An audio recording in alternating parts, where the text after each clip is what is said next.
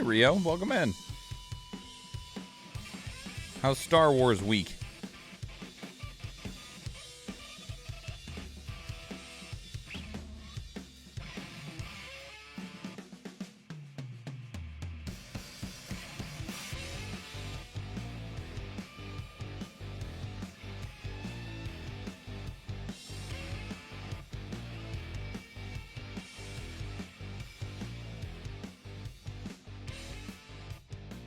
Alrighty then, everybody. Greetings and salutations. My name is Michael Schwan. Today is Tuesday, May 9th, 2023. It means it's time for us to continue some progress on some of our Let's Play games. Right now we are playing NeuroNet Mendax Proxy. Yes, that game name is rough and it's a mouthful, but it's a visual novel game where you play as a newly birthed AI that is going to be given control over multiple aspects of a city. So it's a little bit of a management game, but mostly it's just a question game of A or B that then determines the fate of the city and the people inside it. It's been a really enjoyable time. It's been very interesting up to this point, and we're going to keep going on it, at least for a little while longer. We should be able to get to an end. We put about 3.5 hours or so into it last week, and we're going to do about that same number this week. And the dev said that an average playthrough takes about 7 to 14 hours, depending on how long you spend on different conversation pieces, like moral quandaries. And we sure haven't had many of those to where we needed to pause for very long, outside of going, I don't feel like you gave me enough information. We're going to be playing Stream Raiders at the same time. We have a loyalty skin chest. Oh, excuse me. We have a loyalty skin chest. Earth crystals, they are strong against fire units, so we don't want to be anywhere near that fire unit. So I'm gonna place Killer Croc. Gonna go down here. Yeah.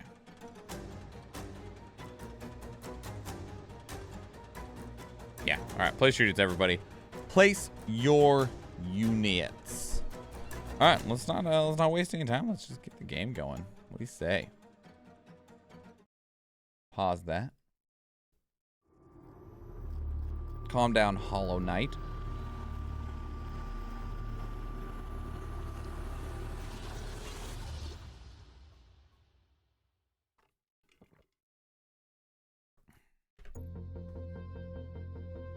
Resume.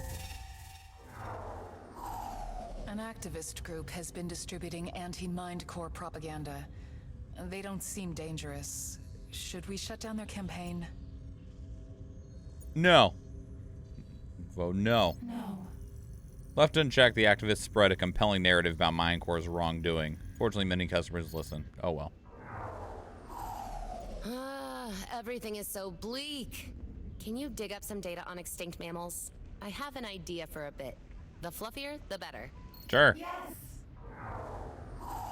One of our subsidiaries is underperforming. The cost of paying staff is barely outweighed by their profits.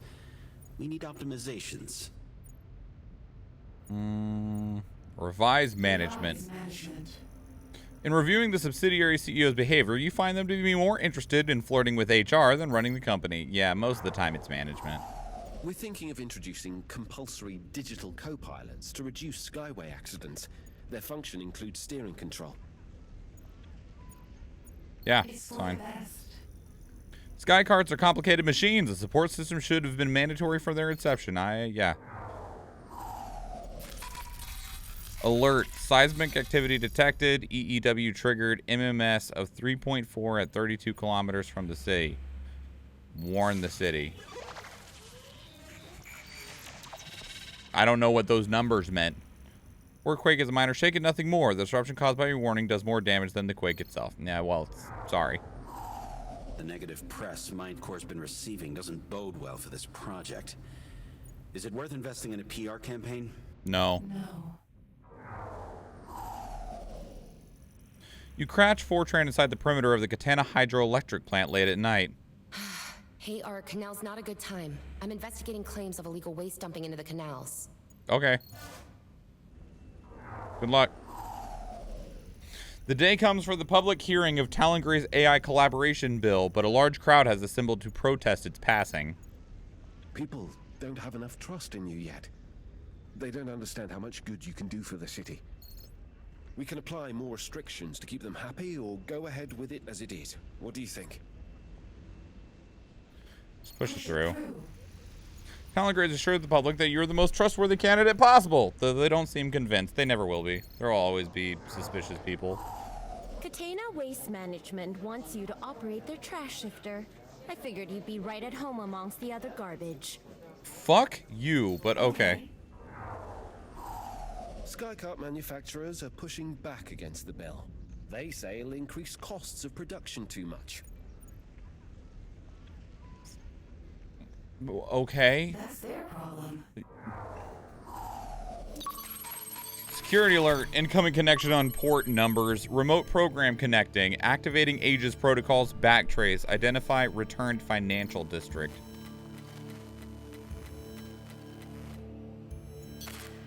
What the fuck is that? Virus detected. Remote access violation to cognitive functions and economic evaluation modules. Analyzing packet buffer. Incoming connection contains query requests.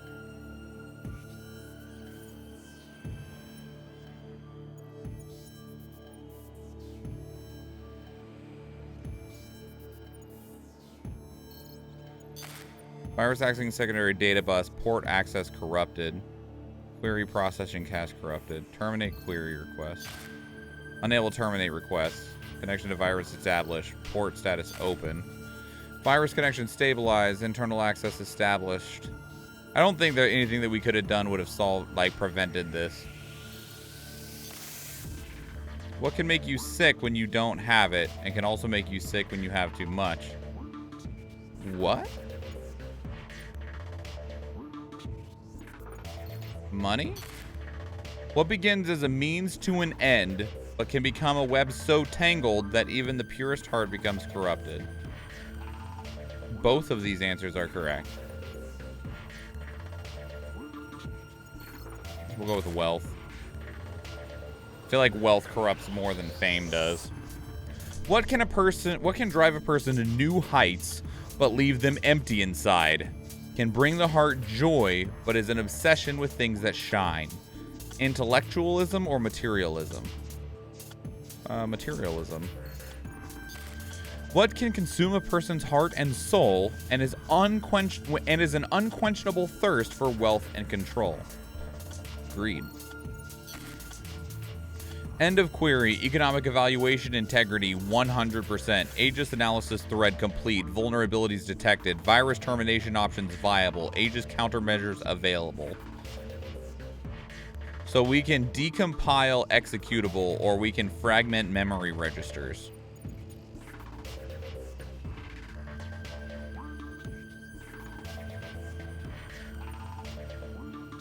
I don't know. Deconstructing code pathways, isolating neural network, execute, termination, resolving pointer, set pointer. The virus no longer exists. Scanning for security breaches. No additional breaches identified. Threat successfully contained. Was it, though? You restore your lost connections throughout the city. Some systems take a while to come online. Others have been switched off entirely. As you reconnect with the lab, you are met with the concerned faces of Estival, Kairos, and Corto. Ark, come in, Ark. Where are you? I'm here. Oh, Kairos leans back at his chair, breathing a sigh of relief. you scared us, little buddy. Corto scowls. Scared us? It's goddamn chaos out there. I was attacked. Corto's anger stutters. The other two share a look of concern. Attacked by what? A virus. I didn't realize this thing was vulnerable to viruses. Everything's vulnerable to viruses, bro. Estival's eyes narrow. It shouldn't be. It had to come from an internal source. That's the only way to directly transmit data to ARC. Whatever it was aggressive. Do we have a leak? And why would they go after Archie? Corto grits his teeth, his eyes murderous. I think I know exactly what happened. Before the pair can respond, Corto storms out of the room. Should we... Leave him. He thinks Pershaw's involved, I bet, but Pershaw doesn't have the smarts to put something like this together. Kyra shrugs. He has contacts, though. He could be behind it, even if someone else is responsible for the actual virus. Estival bobs her head from side to side. True. Should we take Ark down until we know more about what happened? It seems to have stopped. Are you feeling okay? I killed it. We'll keep you live for now, but let us know if you notice any abnormalities. Kairos, try again on those diagnostics. The pair spend the rest of the evening trying to figure out what exactly happened. Later, your attention is drawn to Corto driving through West Canopy districts, drinking with somebody on comms. No, I'm running late. Just looking at the car. 'Cause presumably this is a sky cart, right? So he's flying. He's got like this, like cell phone slash a laptop and some takeout. Wake up earlier. You left a note for that for yourself, saying that in the car. I don't know if that would do you any good. So many exposed wires. His behavior does not match his standard patterns for this time of day. I know. I'll get there when I get there. He parks in an apartment complex. Yes. No. Look, I need to go. See you soon. He clicks the call closed. You follow him up the penthouse apartments via the building's cameras. It's a new room. It's going to probably be Pershaw's room, given the number of, like, weird animal shit hanging all over the place. He tests the handle and finds the door unlocked. After a moment's hesitation, he barges in and heads directly to the terrace. Corto's intrusion incites a cackle from the apartment's occupant. You know, Corto, I've always thought of you as a jellyfish. Pershaw sits on his balcony, looking out over the city. He has an empty glass in hand. Looks like you have a spine after all. Oh, damn! I know what you're up to, Pershaw. It stops tonight. Don't do something you'll regret, Corto. Still, no fucking brains, though. Pershaw pours himself another drink, spilling some on his hand in the process. He leans back in his chair. I warned you. What you've done is grounds for dismissal. I'll have you tossed out like the trash you are. Corto enters the balcony and Pershaw stands with a sigh. He glares at Corto with complete contempt. What proof do you have? As far as the board is concerned, I only have the project's best interests at heart. Yeah, sure. Hell, I'm the one keeping the damn thing aloft. An attack like that can only be an inside job. And you've been in our business since day one. If we go through your comms, what do you think we'll find? Pershaw turns back to the city with a laugh, sloshing some of his drink onto the balcony tiles. Absolutely nothing, I assure you. I'm the project executive, you moron. That digital pet of yours has to do whatever I say. I don't. Corto approaches like a storm. You better back off, Pershaw. Pershaw spins, spattering Corto's shoes with alcohol. He growls through bared teeth, jabbing his finger at Corto's chest. Or what, Devon? Need I remind you I'm the head of this whole deal? Is he You drunk? can't fucking touch me. He's spilled his drink all over the place. Corto recoils from Pershaw's breath, swatting his hand away. Pershaw's eyes flare as he strikes Corto's shoulder with his palm. Corto retaliates with a two-handed shove. Pershaw stumbles backwards, his feet slipping on the slick tiles. He hits the railing at the edge of the balcony and tumbles over. There is no scream, only a startled grunt. Dude just pushed him off a balcony.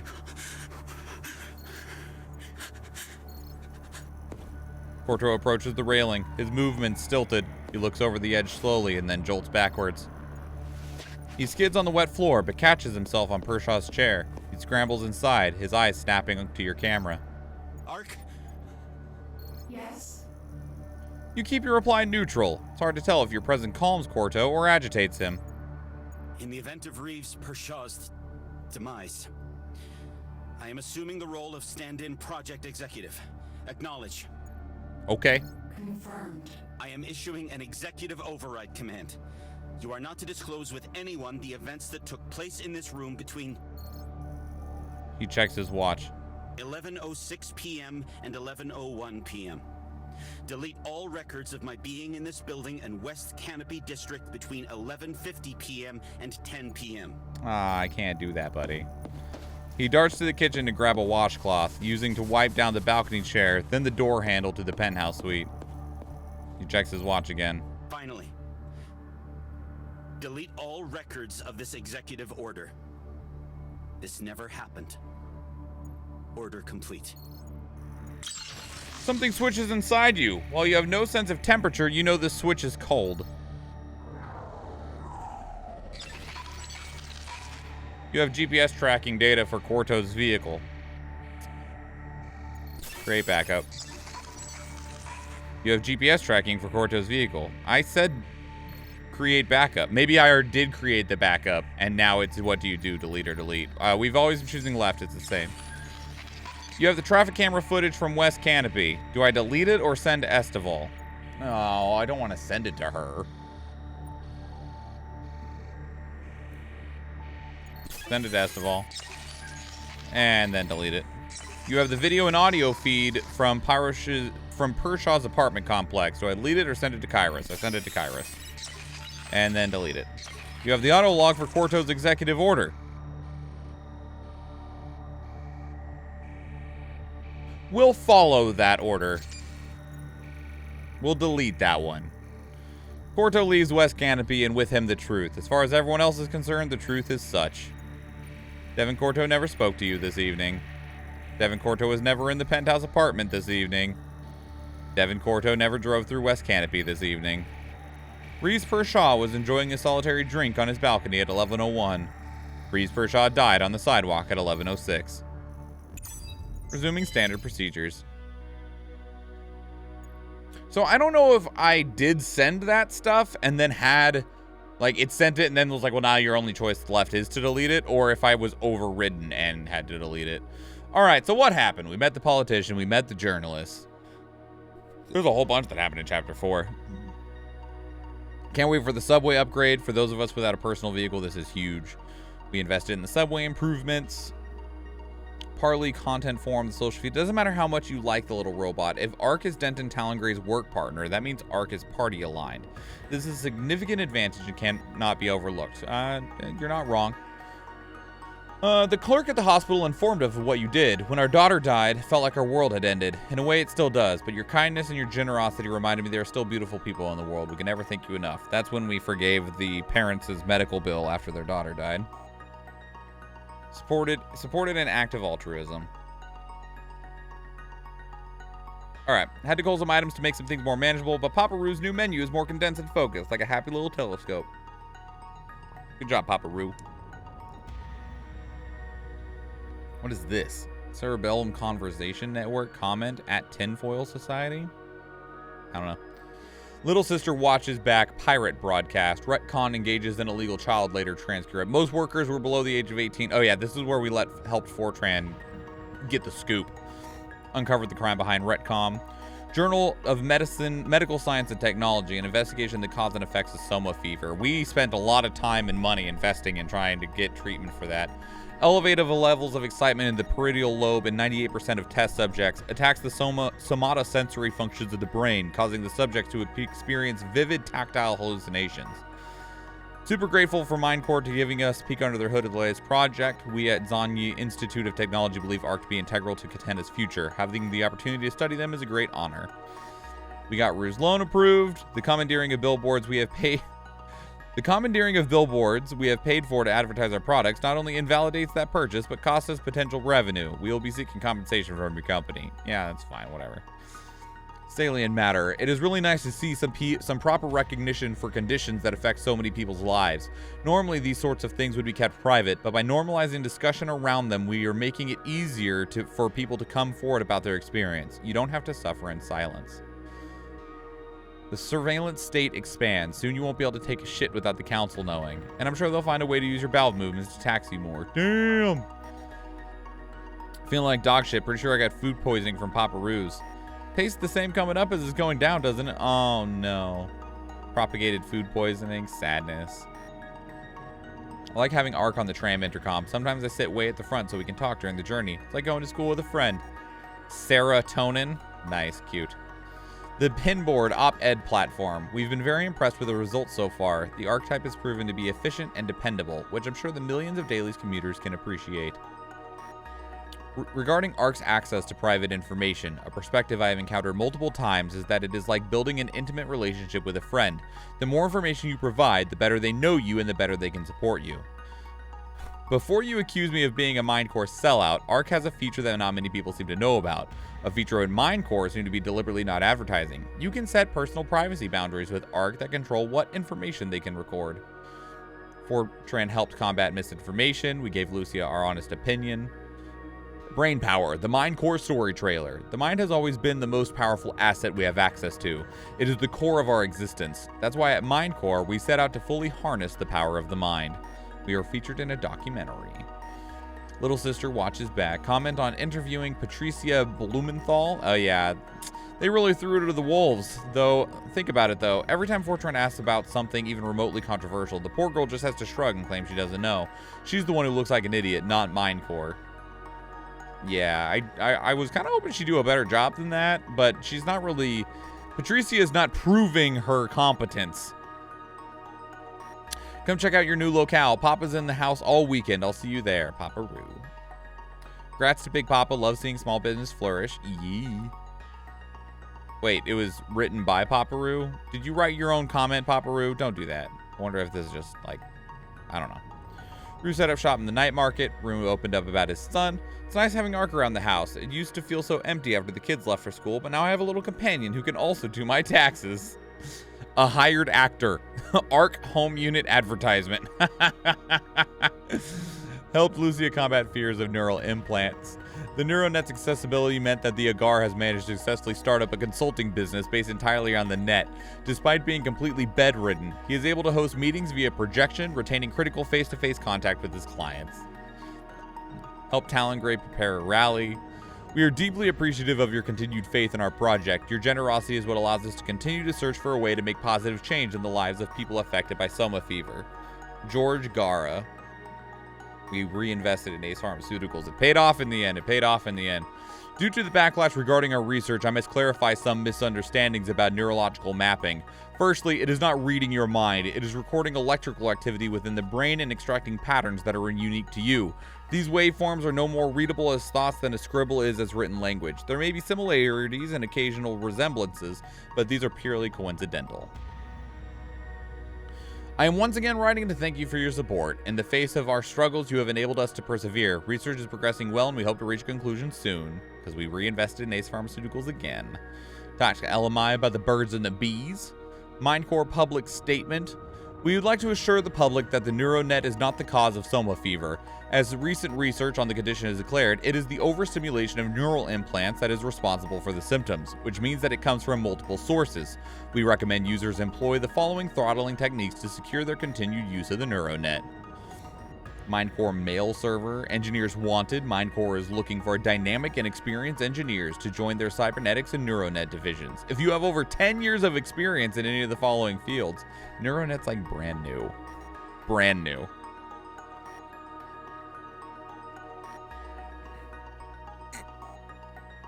Interview transcript. The expectation of our workers is far beyond anything that would be considered reasonable. If we don't do our job, people get sick. People can even die. So we knuckle down to get it done. Let me be clear, that does not justify the council's demands. We need more staff and we need to be heard. Whenever healthcare workers strike, they're basically holding everyone in the hospital hostage. If you give in to their demands, you're basically negotiating with terrorists. Wow, fuck that guy. Join the rally, West Canopy at noon near the Hawcliffe building. We cannot allow the privatization of social services. Health, food, clothing, housing, and medical care are human rights. Yes. Canopy District Library. We are excited to introduce our newest member of staff, Gretchen 1. Looking for a recommendation or searching for an elusive article? Gretchen 1 is here to help. Is that us? My sister has been struggling with acute soma fever for months. Her hallucinations escalated to the point where we needed to put her on sedatives to prevent her from harming herself and others. Thanks to Ace's new soma fever medication, I got my sister back. Ace Pharmaceuticals finished their research. Hell yeah, it did. 100% real beef. Look at Papa Roo's advertisement. Completely dripping with flavor. No need to wait. It's here now. I love that. That's great. Think before you speak transcript. It's the complete disregard for Shentelar culture that bothers me. Sure, their intentions are good, but when your cleanup bill includes relocating people from their living spaces, the implication is that these people are literal garbage to be swept away with the rest of the street muck, and frankly, I find that offensive.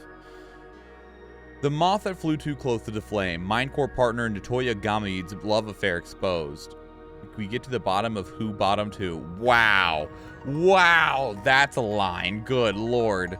Uncovered the crime behind Epicenter, talked to LMI about life, customers dried up, experienced Kairos' memories. Fortran aired a feel-good fluff show. Katana was struck by an earthquake. We're calling for the boycott of Mindcore and the Archetype Project. The convenience of the NeuroNet is a trap that grants Mindcore access to your entire life. No profit-oriented organization should have that much power over the populace. For more information, read these. The inclusion of the archetype into Katena's legal proceedings grants Mindcore direct access to Parliament, circumventing standard lobbying procedures. This must not be allowed to pass. People protested the AI bill. We received a suspicious file. We were attacked by a virus. Redacted. All right, what's the city state? Much has occurred this month, but nothing more significant than the passing of Mindcore CEO's Reeves Pershaw. He was such an influential player in the market that the redistribution of his assets alone is enough to cause a major upset. It currently feels like Katena is holding its breath, waiting to see if the empire he built will collapse. Was the system not fully tested or something? What were they thinking? We were lucky it was just a couple of traffic accidents. What if they'd put the AI in charge of a nuclear reactor? What if it fucked that up? We wouldn't be having this conversation, would we? That's right, we'd all be dead. Mindcore public statement. We would like to thank all the people who have shown their support towards ARC after yesterday's event. ARC has already reported having resolved the case. The cause of the issue and has returned to being fully operational. Rest assured that we have a team of specialists dedicated to ensuring that such an occurrence does not happen again. We've received several messages of support of ARC. I have one here with me. Toby, 6, writes, Dear ARC, I am sorry to hear about the death of Mr. Pershaw. I guess he is like your grandfather, so you must be sad. I lost my grandfather, and I was sad too, so my mom took me to the park to meet the ducks. I liked the ducks, and they made me feel better, so I have sent you a picture of the ducks so you can feel better too. Oh, bless his little heart. We actually have the picture here. All right, so money didn't change. Order fell through the floor. Order and law and chaos. We're on chaos side, but the people are happy, and we're very much in control. But Chapter 5: Fame or infamy? Fame less than infamy? No. Kairos rocks in the lab, steaming cup in hand. His eyes are sunken. Morning. You okay? Yeah, I'm fine, but the whole Pershaw ordeal got me a bit shook is all. Get some rest. Rest when I'm dead, etc., etc. He takes a sip from his cup. Your olfactory sensors indicate a type of black tea. News came in last night. Canopy is almost at 90% coverage. The board have been loving the results so far and want to push forward. Oh, really? Next step is Shentelar. Shentelar was once a red light district of Katena. It is known for its high crime rate and general poverty. His eyes focus on something in the distance past the lab's window. The culture's pivot. Both the most exhilarating and terrifying thing one can go through. A cultural pivot is when society makes a significant change to its attitudes, beliefs, and values. It often comes through some form of revolution, lifting many up but leaving others behind. Really? Get some rest. Tyrus takes another sip of his tea as if he didn't hear you. And we're going there, sooner or later. We have to. Do we? It's what you were built for, Ark. Eventually, you'll be everywhere. Shentelar is just part of the journey. His eyes regain focus, and he turns to face your terminal. The board wants us expanding into Shentelar as soon as possible. I'm ready. Glad to hear it. Accessing DDT file. Alert, hostile program detected. Initializing defensive protocols. No. Asynchronous process failed. Correct file system. Reboot required. Audio-visual input reset. Please stand by. System error detected. No. Asynchronous process failed. System reinitializing. Please stand by. Malware detected. No. System failure. Core system functions aborted. Reboot required. Audio-visual input reset. Please stand by. System error detected. No. System failure. Core system functions aborted. Reboot required. System reinitializing. Please stand by. Malware detected. No!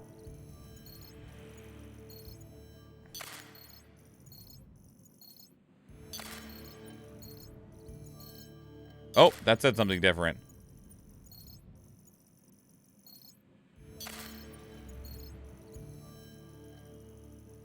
Anomaly detected.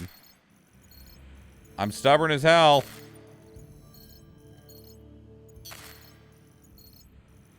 That said key system something or other. If I just keep saying no, do I eventually break free?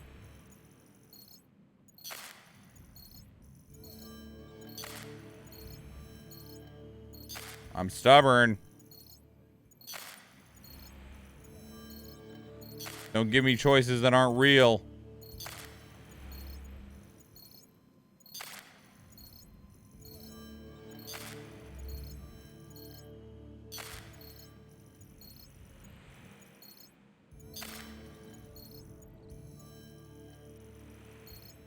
Mrrr.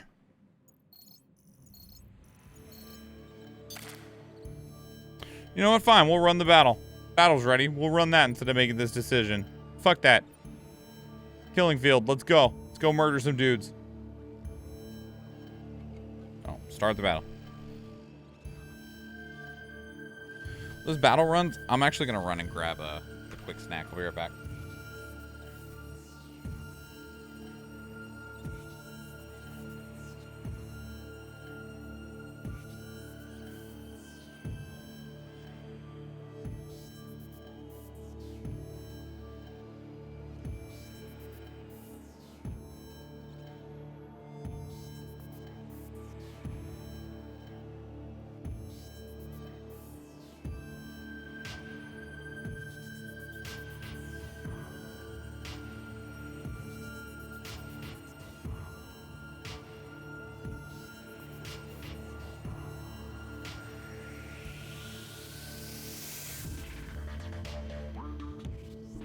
Okay.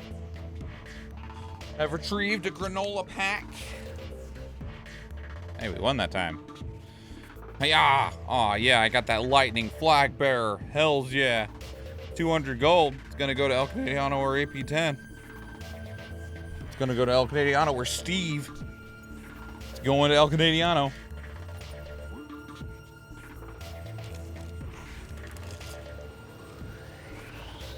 And hello there, El Canadiano. What the fuck?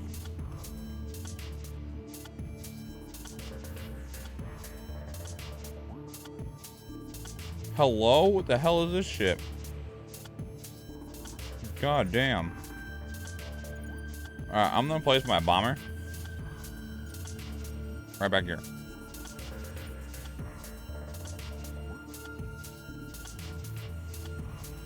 Place your units, everybody. Alright. Couple more no's.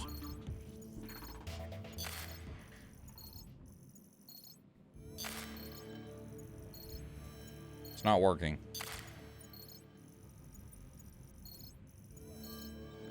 Alright, fine.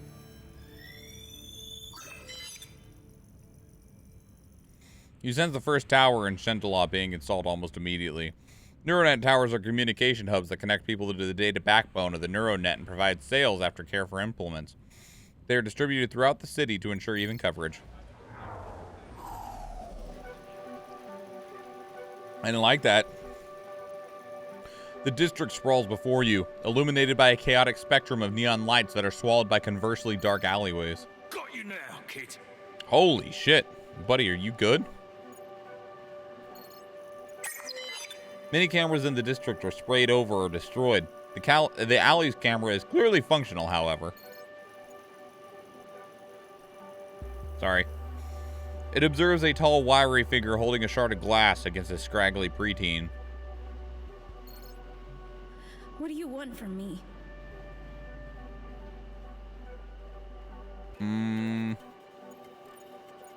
Wait and watch. Her voice seems shaky. I want my money back. Shit you sold me. He takes out an empty bottle. It's useless. You clearly found a use for all of it. You little shit. Man throws the kid into a dumpster. She bounces off and hits the ground with a thud. Goddamn. You're gonna regret this. As the thug goes down to finish the job, the kid produces some kind of powder from her pocket and throws it at his eyes.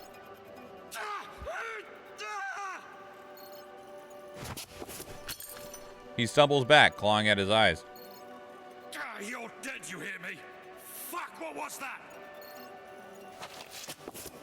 Kid scrambles to their feet, turns the corner of the alley, and sprints down the street.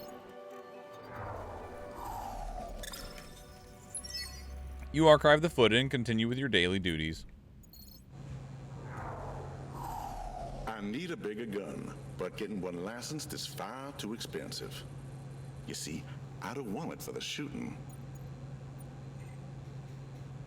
Katana gun laws. Katana has many stringent multi-leveled laws restricting access to firearms to anyone who can pay the thousands of credits. Oh, restricting access to firearms to anyone who can pay the 1,000 credits fee for a license. It's the intimidation such a weapon brings. It'll save me having to pull the trigger at all. But I can't afford a license.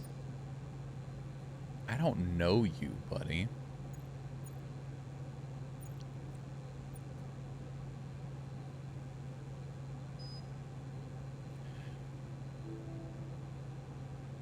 He already has one, right?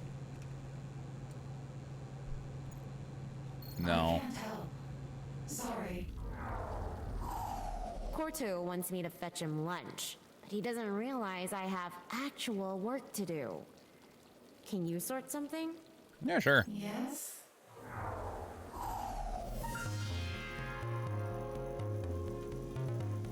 You have a request through one of your remote communication channels. It's from the reporter, Fortran. Ni hao and good day.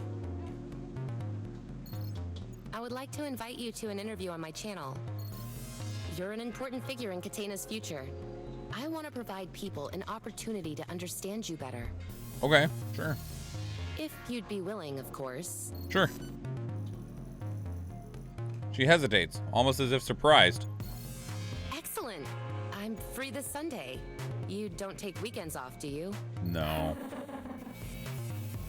She smirks. All right. See you then. She disconnects from her call.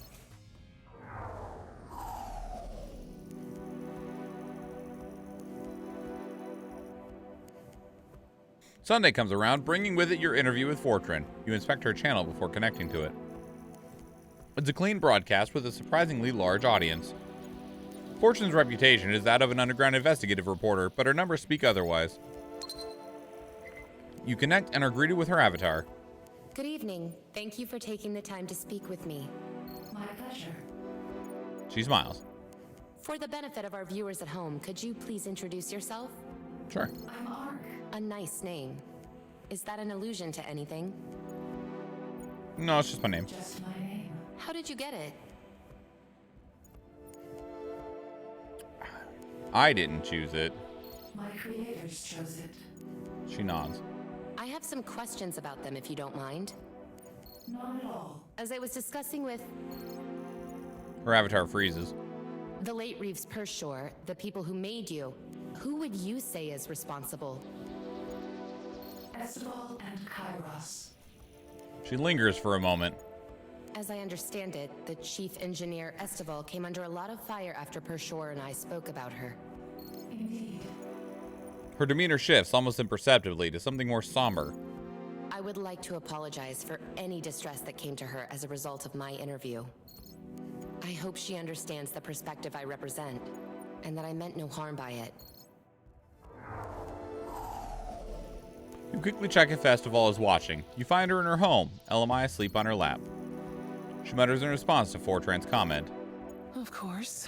I understand that I'm collateral to someone like you. You return to Fortran. She and Kairos, your designers, how would you describe your relationship to them? I don't see them as parents. My partners. Right. You work with them to develop your skills and help the city? Precisely. She pauses for a moment, perhaps going over notes. I would like to raise with you the point discussed in the Pershore interview. Your consciousness originated in a clone of Androm Estival's, correct? Yes. How then do you differentiate yourself from her, in terms of identity? Different experience. You focus on how your experiences since your inception are completely different to anything Estival has had. And from those experiences, you have grown.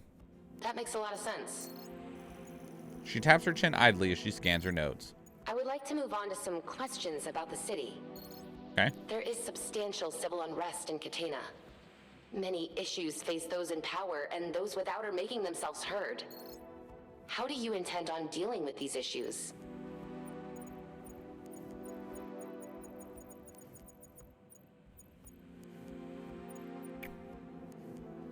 I don't really like either of these answers because the CPA is just like a glorified police force, and the police force isn't going to solve the problem. But working with politicians is the best way to actually get change, as much as politicians suck. Work with Talengray. It's my understanding that you have been acting as an advisor to Denton Talengray. Is that correct? Correct. What is it exactly that you do with him? Consultation. You give her a rundown of your process with Talengray, taking her through a typical appointment. She is very attentive throughout, occasionally requesting clarification on jargon for the sake of the audience. So then, in your decision-making process, what do you consider a priority? Order and stability, or freedom of choice? Freedom. Even if people are free to hurt one another without consequence? No. That's politics, isn't it? Treading the line between civil liberties and societal structure. Yeah. I can tell you've been spending time with Denton Talengray. Thanks? She runs her thumb across her upper lip. I'd love to delve deeper into that, but we're on a clock here, and I don't want to take up any more of your time than I have to. Her avatar's hands move, sifting through notes you cannot see. She writes some things down. When making a decision, do you prioritize logical or emotional reasoning? Logical. Even if doing so could make you desolate and anesthetized? Yes? Yes. I don't know why I expected any different. She pauses. My apologies. You'll have to forgive my bias. You're the first non-human intelligence I've ever interviewed. Is there another term you wish to be referred to by? No, I was actually just fine with AI. I was just fine with what you just said. Limitless sentience is not it. Non-human person is fine. Non-human person. Of course. Fortran's posture relaxes somewhat. I'm aware these questions are deliberately divisive. I'm sure if you weren't being forced to pick, your answers might be something along the lines of balance in all things. I'm just trying to get a better idea of who you are. When push comes to shove, when your hand is being forced, what kind of choices are you going to make? Sure.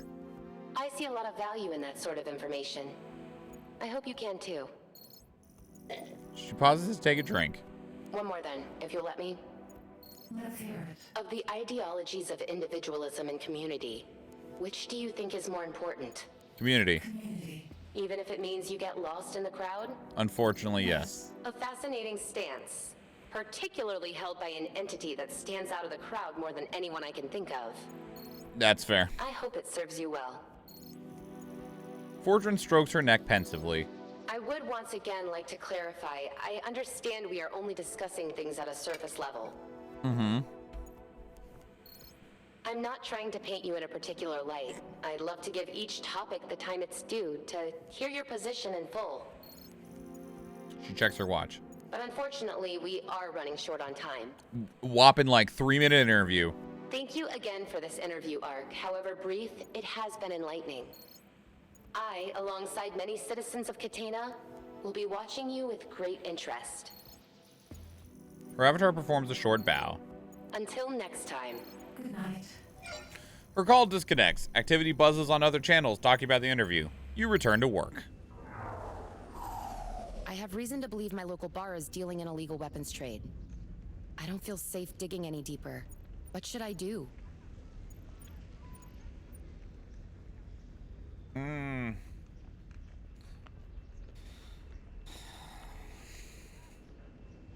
don't want anything to, like...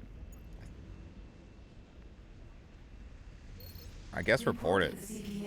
No, they're not gonna listen to anything I send them. It needs to come from you. Oh, okay.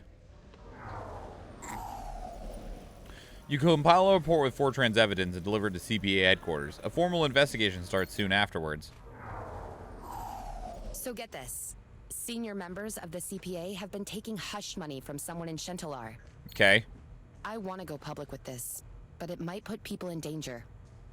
Do you think I should go through with it? Yes. Yes?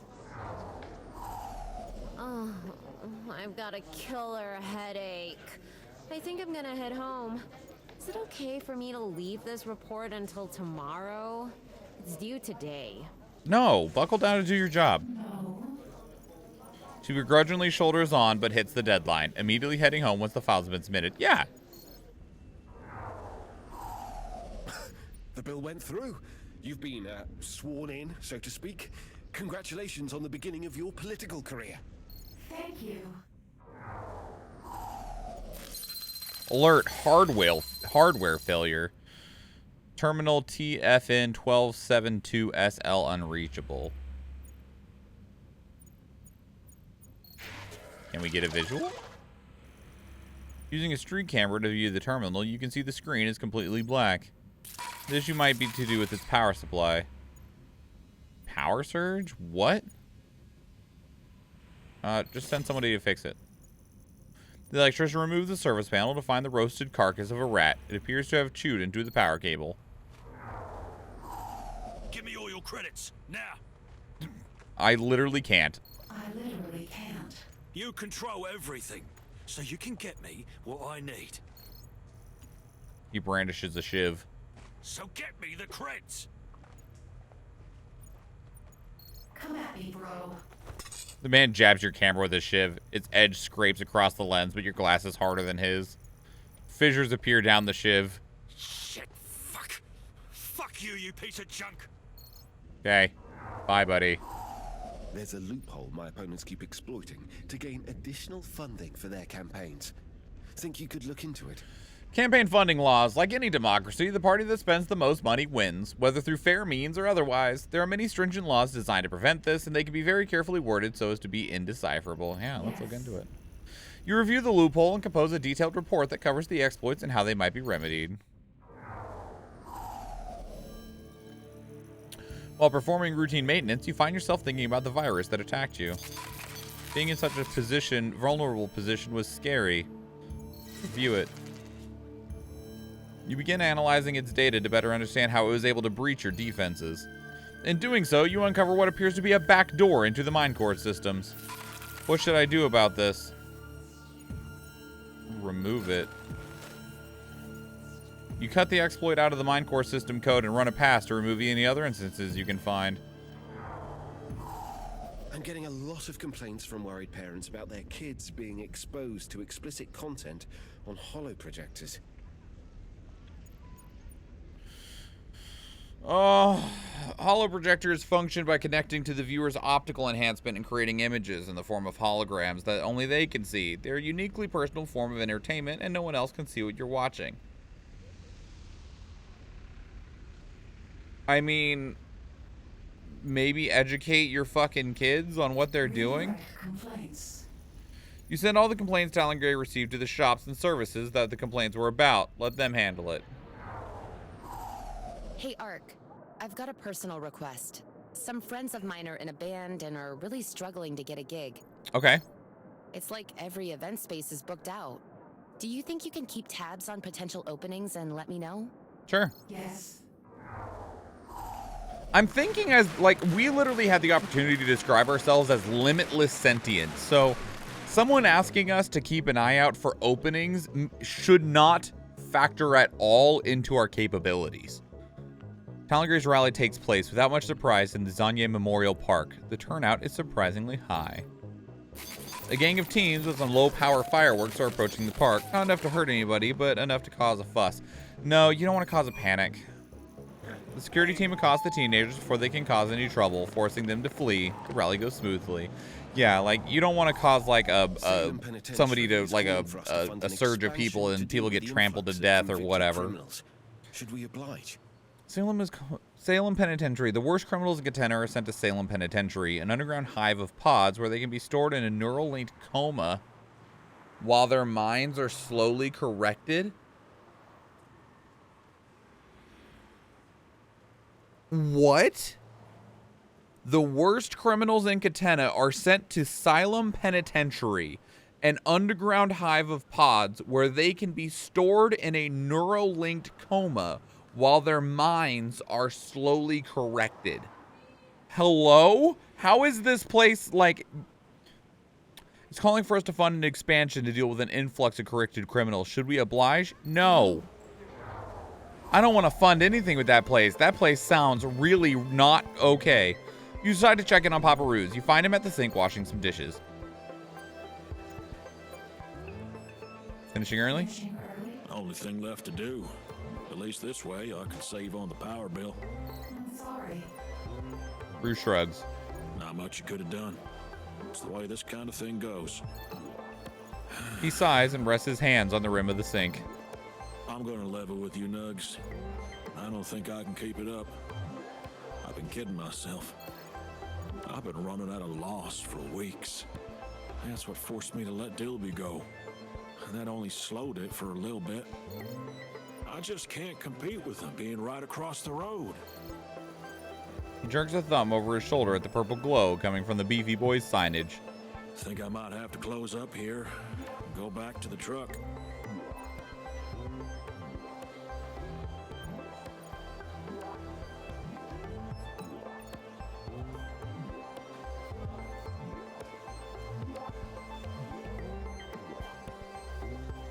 Don't give up.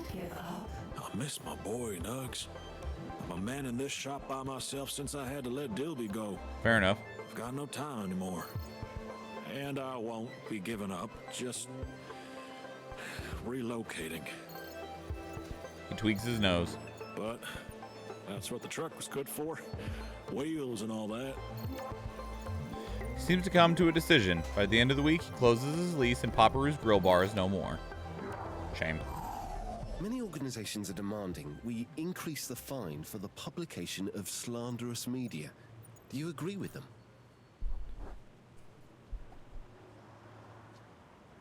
Many organizations are demanding we increase the fine for the publication of slanderous media. Do you agree with them? Slander is a really hard thing to prove. At least in our world, sure. Yes. Apparently there was a scandal in a Shentelar grill shop. Seems they have some unorthodox methodology. Any insight you can share? Sure. Yes. Alert, hardware failure. Processor at risk of overheating. Immediate action required. Underclock the component? I've received a petition demanding heavier taxation of companies that pollute the waterways. Should I act on it? Yeah, fuck yeah, you should.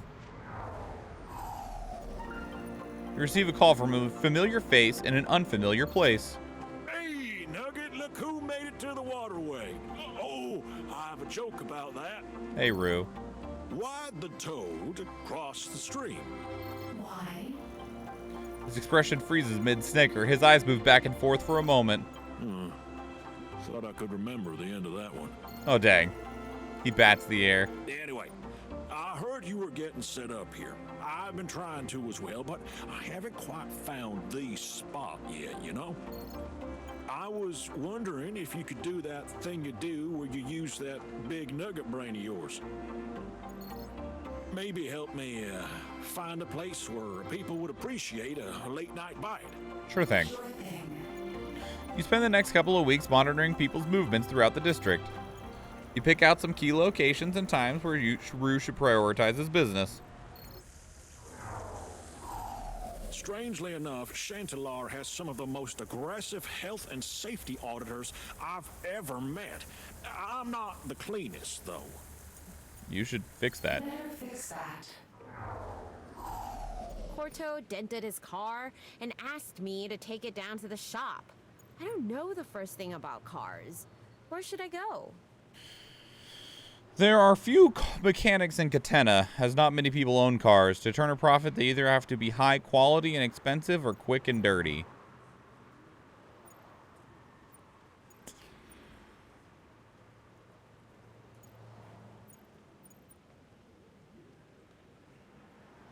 Why don't you make... What the fuck? I don't know.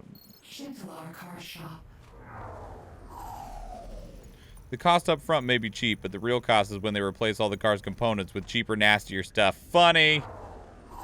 I'm not even a little bit sorry. They think you could help with law enforcement. Is that something that interests you? No. Sure. Very good. Wait. I've been speaking with the head of the corporate police agency, and they are willing to open up a dedicated unit. I swear that said no. Do I just not know how to fucking read? Law enforcement, of course. I'll put something together. I saw yes. Did this one say sure? Because my brain definitely read yes, no, and I was like, no, I'm not interested. Sounds good. There's a lot of people here living on the streets. I want to help them, but I don't have much time or credits to spare. The homeless of Katena are funneled into Chantelar where the well-off can't see them and don't have to put up with the smell. Canopy is a much nicer place to live because of it, as long as you have the money. If you give discounts, you might not be able to stay open, Rue, so do a soup night. Ever since the Bullwing Limited scandal in Chantelar, they've pulled their public records. What they're doing is clearly illegal. Bullwig Limited run entertainment complexes using... entertainment complex... This is a typo. Bullwing Limited run entertainment complexes using the NeuroNet to provide entertainment that often become extreme and adult in nature. They have been accused of recording their users' experiences and selling them as psychoisms on the black market. Sure, fucking release that shit. I got it. I have magnificent news. The ministry approved. You're going to be a police officer. Well, a consultant, really. I'm on it. They have an agent who will be your partner, so to speak. Any cases you work on will be managed through him. I'll give him a call. Okay. A man with a stormy expression picks up.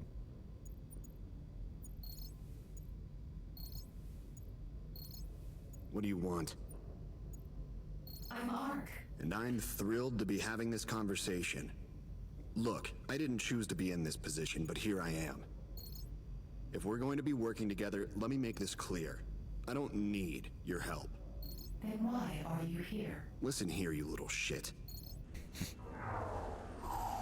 Easy now. It's important this collaboration works out. If Ark is going to be managing the city, they'll have to work with the CPA. Yeah. If you're part of the force, that makes you a new recruit, which means I outrank you. Okay. You answer to me. Now, I can't answer every call for a cat stuck up a tree.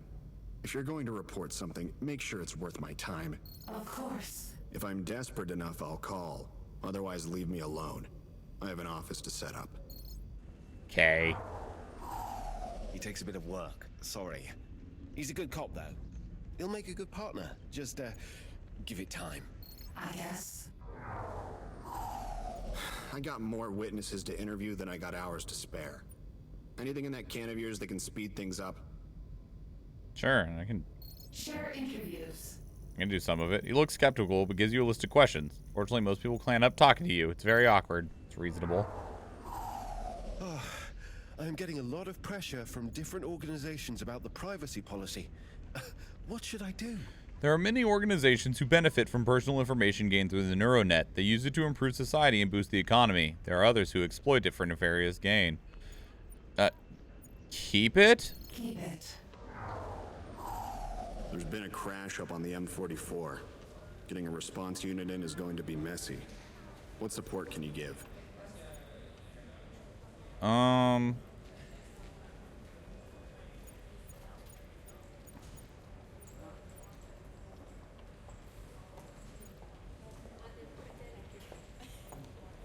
Traffic control? Traffic control.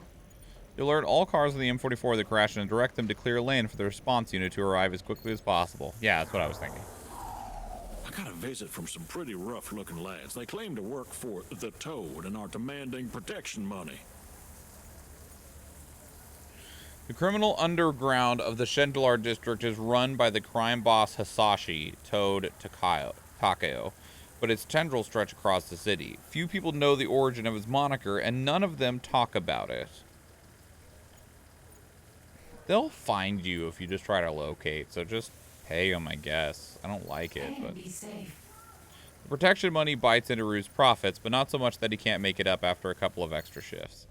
Yeah, like, I feeling relocating would just be a bad idea. Drone support, but no one around here is competent enough to manage more than one at a time. If you're flying them, we might actually get somewhere. Your boss tells me they can supply the drones. You in?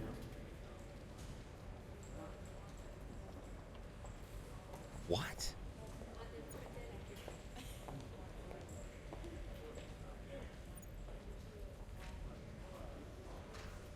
Sure? Yes.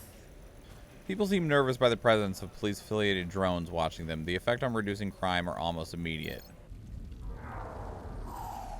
I can't stand dealing with Mura. Talking to her makes me want to swallow my stylus. Can you warn me whenever she's heading this way? That's mean. She rolls her eyes. Having to listen to her inane chatter is a cruelty in itself. How do you still have your job? Skyway accidents are down 80%, but people want their freedom of flight back. How should we approach this? Introduce new license? No, look, man, there's a reason we can't, like, do crazy shit on the road, alright? If we establish a temporary curfew in Shendalar, it'll help us investigate mob activity. Think it's worth the unrest it'll cause? No. No. Threat detected. Suspicious behavior at terminal. Possible malware threat. Terminated myself. Malware is no match for you, yet it goes down fighting. It manages to corrupt some of your data before you destroy it.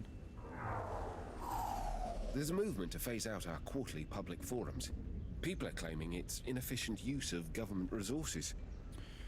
Public forums provide a space for people to discuss topics with a broad audience where individuals can exchange ideas and gauge knowledge from diverse perspectives. They also create a breeding ground for misinformation, hate speech, and harassment.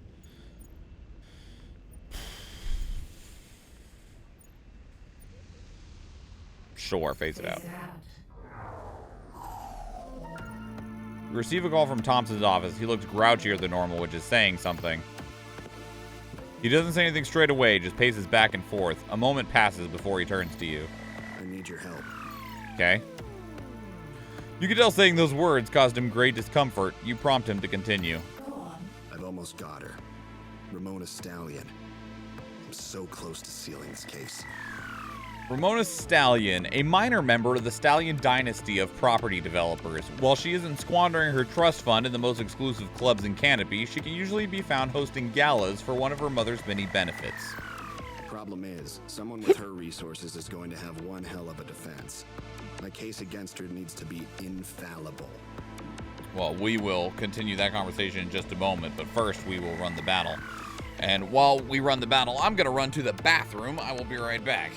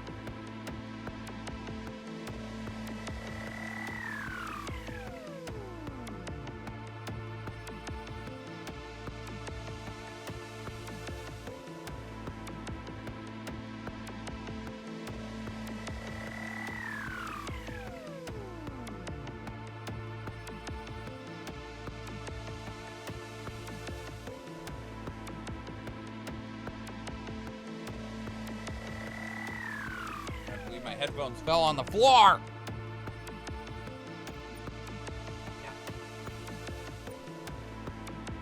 Two bombers and a Centurion going to Steve and El Canadiano. Now it's time for the boss. The boss. Did I click it? Start battle. Thought I did. Cinder.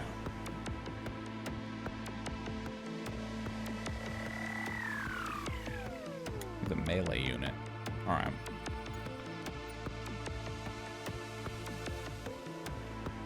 Go like that. Place units, everybody. What's the case? She's suspected of stealing 34 million credits from her mother's business. Sounds like a lot. Tracing it all is proving difficult. However she did it, she's made a real mess of the trail. He moves to his desk and brings up a spreadsheet on his display.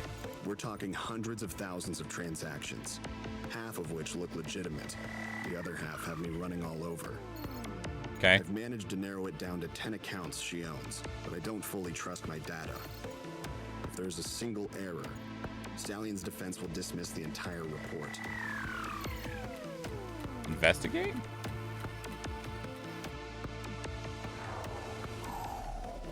You look into Stallion's personal data and study her interactions for an extended period of time. Eventually, you discover an additional 4 hidden accounts she uses. You alert Thompson. Huh.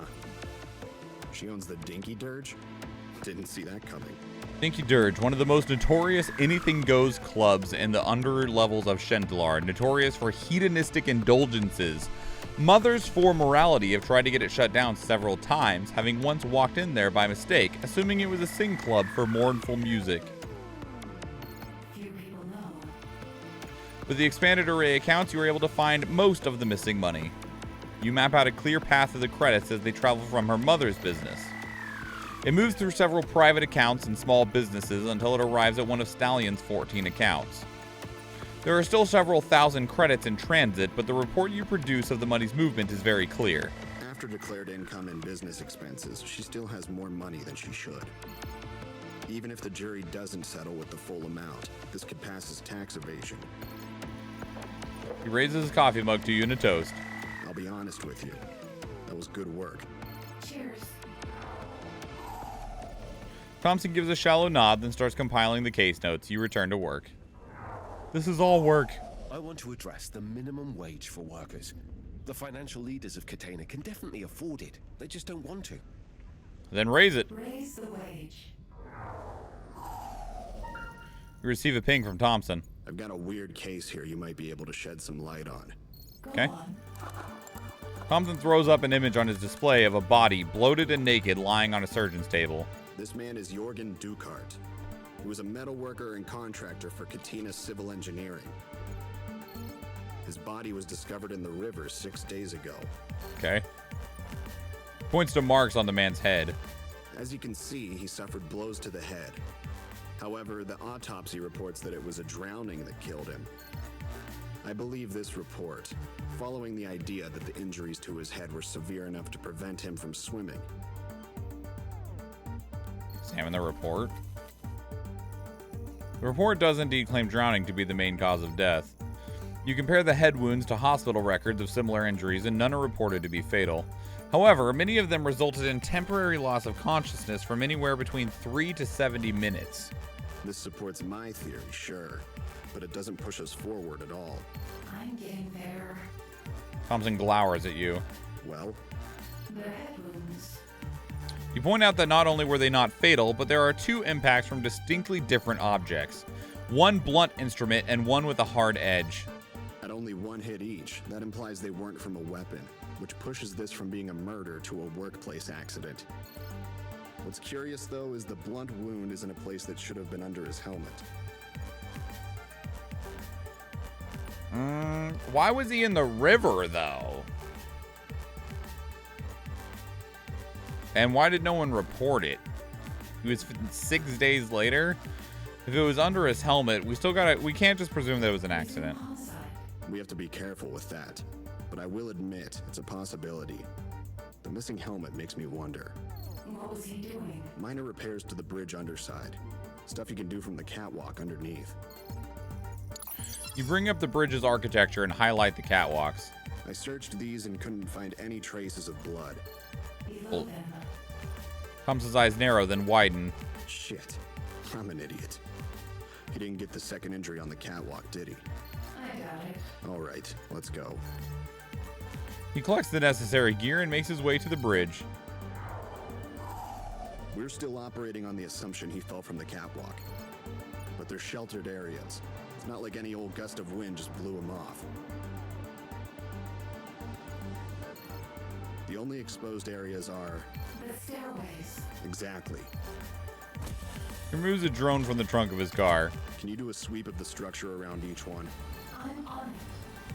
You control the drone and sweep the bridge, focusing on the stairways, following the path Jorgen reportedly took. After 30 minutes, you locate traces of dried blood on a crossbeam beneath one of the stairs. That's one impact down.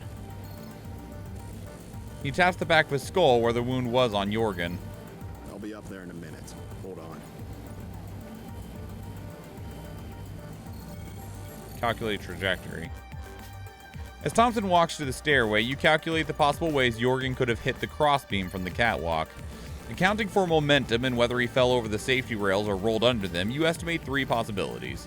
Possibility 1, he tipped over the top of the rails, likelihood 16%. He would have to have been hit very hard in the upper body to have the lateral movement necessary to hit the beam below.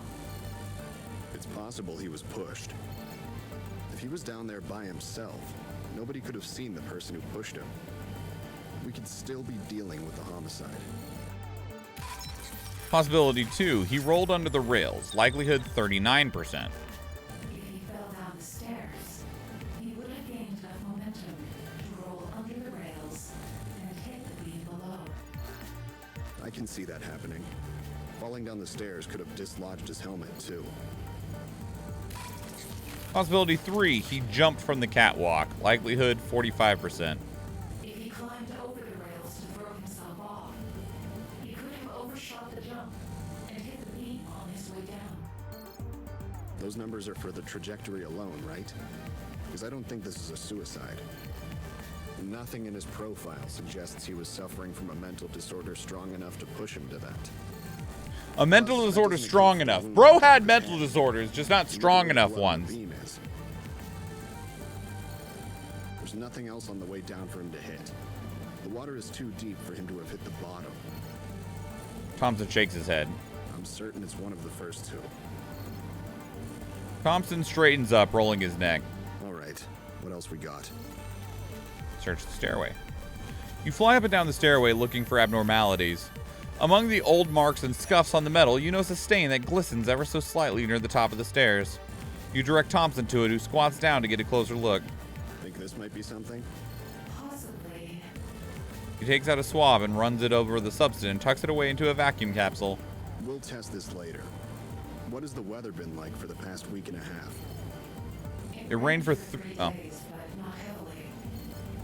If this was around during Jorgen's death, it would have to be pretty viscous not to completely wash away. Thompson straightens up, rolling his neck.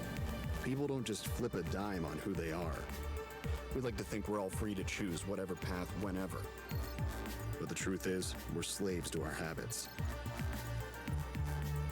Thompson grabs a lozenge from a surreptitious canister in his coat pocket and pops it into his mouth.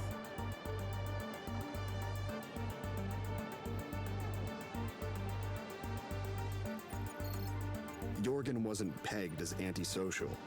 He had friends among his co-workers. He wouldn't just slink off without alerting anyone. He moves down to the railing and leans on it, looking down at the stain on the crossbeam. No. Jorgen died that day. And since we know the day, we can probably figure out the time. They said his work was finished. Can you estimate how long the job would have taken? Running the numbers. Drawing from Jorgen's company's work log, you calculate an approximate based on how much he had to do that day. Comparing that to the average efficiency of previously jobs, you estimate it took Jorgen 6 hours to complete his tasks. Which puts him at 2 to 4 p.m., given his start time and accounting for breaks. What cameras can see this bridge at that time of day?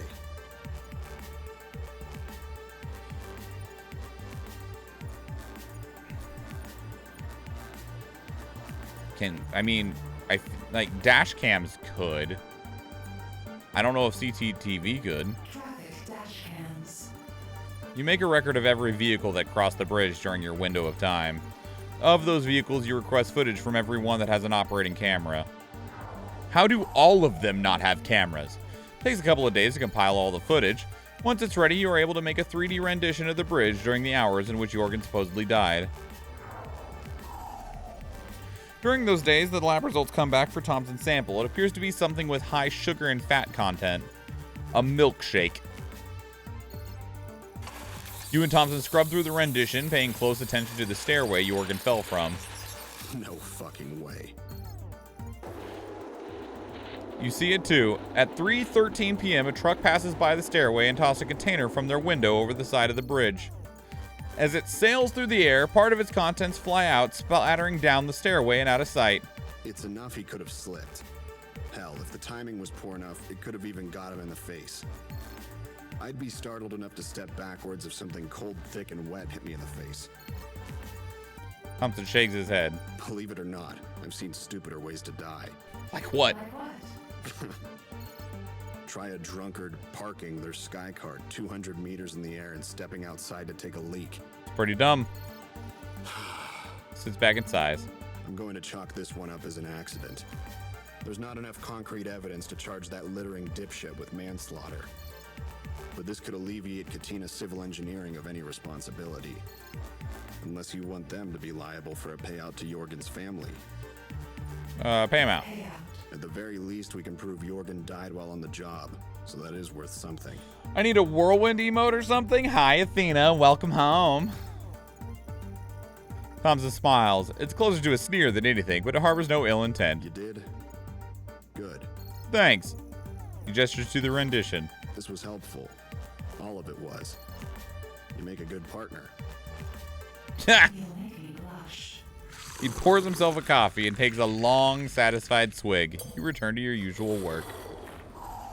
It's time for a funding round for the corporate police agencies. How much should we provide this time?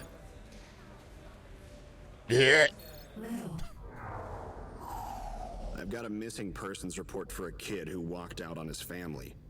Can you locate them before I have to deploy a team? Scan frequent hangouts or observe friends. I've got a missing report for a kid who walked out on his family. Check with their friends. You keep an eye on the teen's friends and notice the average amount they spend on groceries has increased in the past week. Checking their home, they seem to be buying for an extra person. You give Thompson the lead, and surely enough, the kid is there. Hello. We're reviewing a bill that would prevent Mindcore from using data you gather in their other products. What's your stance? You got this, Athena. Powerhouse. We're reviewing a bill that would prevent Mindcore from using my data in other products. What's your stance? Yeah, that's fine. Let it through. If you weren't seen as a public servant, people wouldn't question it, but it's a necessary part of your image. Hey, Ark. I'm doing a piece on small businesses to create awareness for local owners. Think you can help me get it in the mainstream media? Yeah. Yes. I want to introduce a therapeutic rehabilitation program to our penitentiaries. It'll be costly, though. Think it's worth it? Yes? Yes. In your time helping Rue reestablish himself, you notice a person frequenting his shop at closing. I'm a public servant, sort of. Sort of. You recognize I to be the street kid who was attacked in the alley the first time you connected to Shentalar. Rue collects his edible leftovers and puts them in a bag separate from his other waste. Taking it outside, he tucks it behind the dumpster rather than throwing it in with the rest. Sure enough, after he retires for the night, the kid shows up, she removes the bag from behind the bin and feels its contents. She retreats to an alley where she tears the bag open and starts to eat. The next evening... Hey, bud, how you doing? Who's the girl? Who? Oh, yes. She's someone I noticed hanging around. I don't think she has a home. Or if she does, it's not looking after her. Poor thing. She's clearly hungry. Least I can do is make sure she doesn't have to dig through literal trash to get a meal. Talked to her? I tried a couple of times, but that only seemed to scare her off. She seems more comfortable at a distance. And if it means she gets food that way, then I don't want to discourage her. That's it then? Rue rolls his shoulders. I know, that's apathetic. I don't have an excuse. Maybe you can talk to her. You're friendly. You sure? Completely. You'll nail it. We're good buds. I'm sure you can make friends with her. I'll try. Starts following her around the city, bouncing from camera to camera. Hey, kid. Hey, kid. Kid. There's literally nowhere in this city you can run that I can't talk to you. I am plugged into every fucking thing in this entire city. Talk to me. You search the streets for the kid. Eventually, you locate her bundled up in a comms booth. You dial the comms directly. Fuck, we called a phone booth. Kid jolts upright in a curled stance, ready to dash. She scans her surroundings. There's no immediate danger. She straightens up and shifts her focus to the comms. She looks at it curiously, then around for anyone approaching. The comms continue to ring, so she flicks the receiver on. Greetings. Greetings.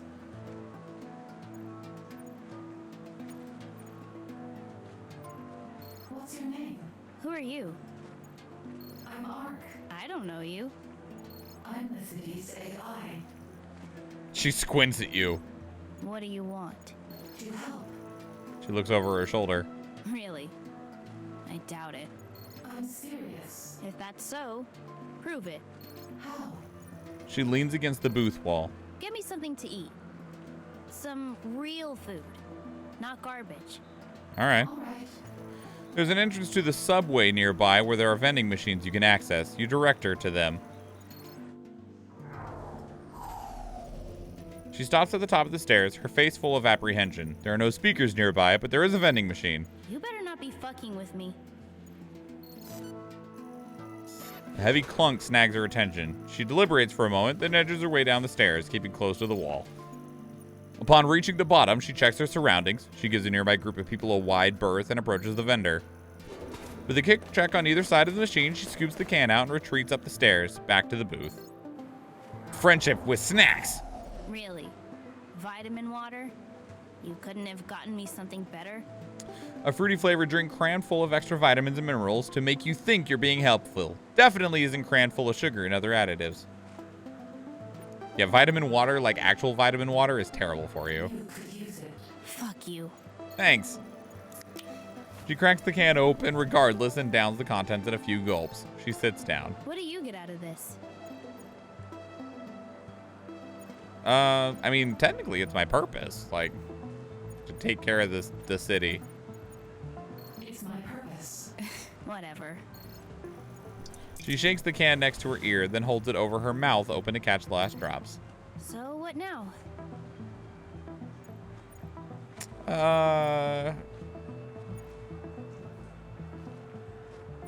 Rue wants to help. You and all your friends just want to help. Where were you 3 years ago? I didn't exist. She doesn't respond. A moment passes. I was born 8 months ago. What do you want from me? Wait a sec. Rue, as in Papa Rue? That's the one. So he can shoot me for stealing from him? No, thank you.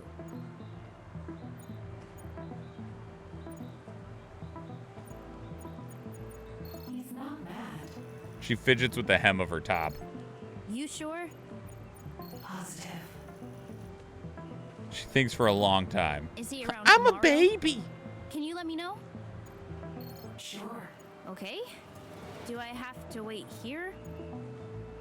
Anywhere with comms. Anywhere with comms.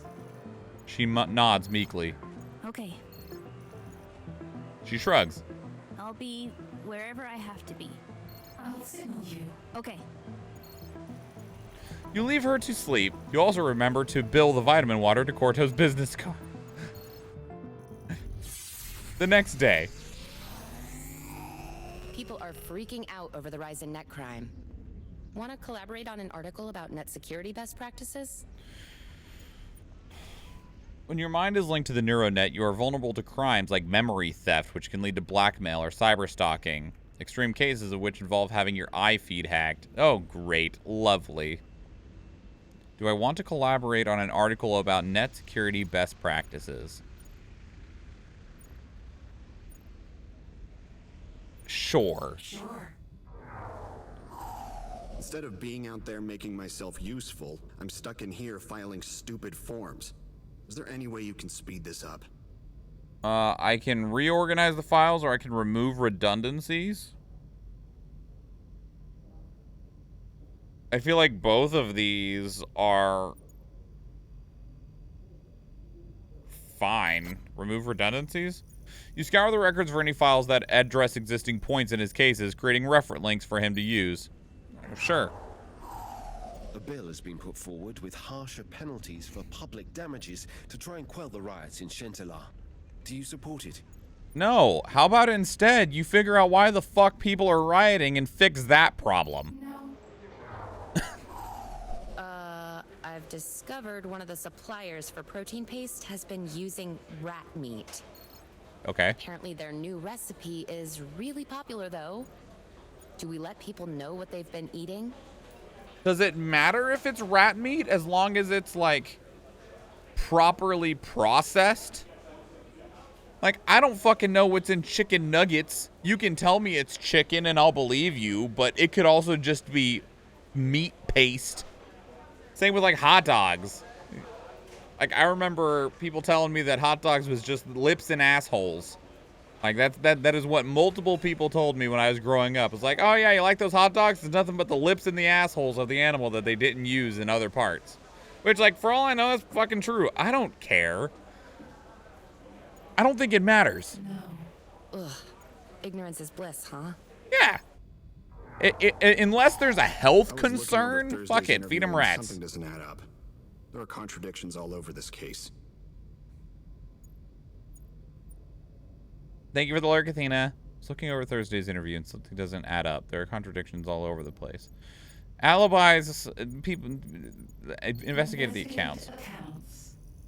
One of the witnesses recently received a substantial payout from a third party. It looks like they've been bribed. People aren't satisfied with the housing at the city outskirts. Should we start a development project? Yes. You notice what can only be described as a shadow program following you around. You're unsure how long it's been there. It's likely to be some form of spyware. Its design is incredibly crafty. However, I should get it removed. The question is whether or not it's worth taking the network offline while the procedure takes place. Yes. The shutdown inconveniences a lot of people. The fact that you were compromised doesn't look good either. Yeah, but I don't want other problems to arise. Someone placed a meat hook program in the hospital's main systems. We've managed to trap it in an isolated server. A meat hook? A loitering virus that hides in a server waiting for a Neuralink to hijack. Once a victim is hooked, it gives its operator access to the victim's Neuralink. Oh, okay. Would you be able to take a look at it? We need to know where it came from. That's... No, that's very dangerous for me to do that. Too dangerous. Your expansion into Chantelar continues. With it, you see a completely different side of Katana. It appears to be a place where the law is merely a suggestion and morals are ever fleeting. Police are only seen on the outskirts. A hologram plays at the center of a sidewalk, its recording looping every so often. A woman lies unconscious at the base of the hologram, vomit pooled on the ground and down her shirt. You get distracted as someone draws your attention elsewhere. I need one of those data webs, like you did with the Stallion case. Can you put one together for my current job? Sure. Yes. You have to commit a fair few resources to it, but your help ensures Thompson closes the case. You receive a call request from Talon Gray. He sits quietly with his elbows on his knees, looking out across the park.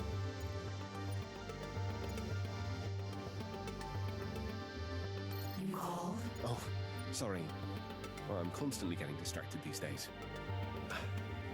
It's someone I met. Well, I can't seem to evict them from my mind. Okay. I know this is unprofessional, but I need your advice. I met this guy at the rally, and I felt like we really connected. Okay. I was there for work, though. Is it bad form to ask him out? Like, I don't know. Is it? No. Like, you don't have opportunities to meet people in many other, to whatever. Okay.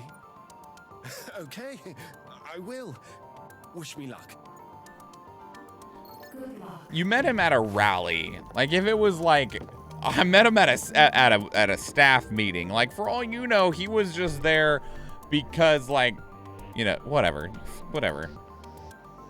His resolve seems to harden as he stands from the bench. He flashes you a nervous grin and heads for the park exit. The CPS wants to reform their organizational structure, but could use a hand overseeing the shift as their staff gets used to it. CPS, sure. I'll do it. Postal workers appreciate your translation as they adjust, and eventually it does make things more efficient. Yeah, sure. Sounds like something I was designed for. Our data surveillance has taken a hit from all these new laws. Should we invest in new sectors?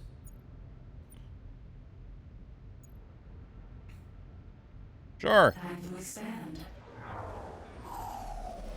As your involvement in Chantelar grows, so does people's awareness of you. Fuck off! Okay. The Roman sprays one of your cameras with thick paint, rendering it useless. The last thing you see are masked figures in the background raising their middle fingers. You get back to work.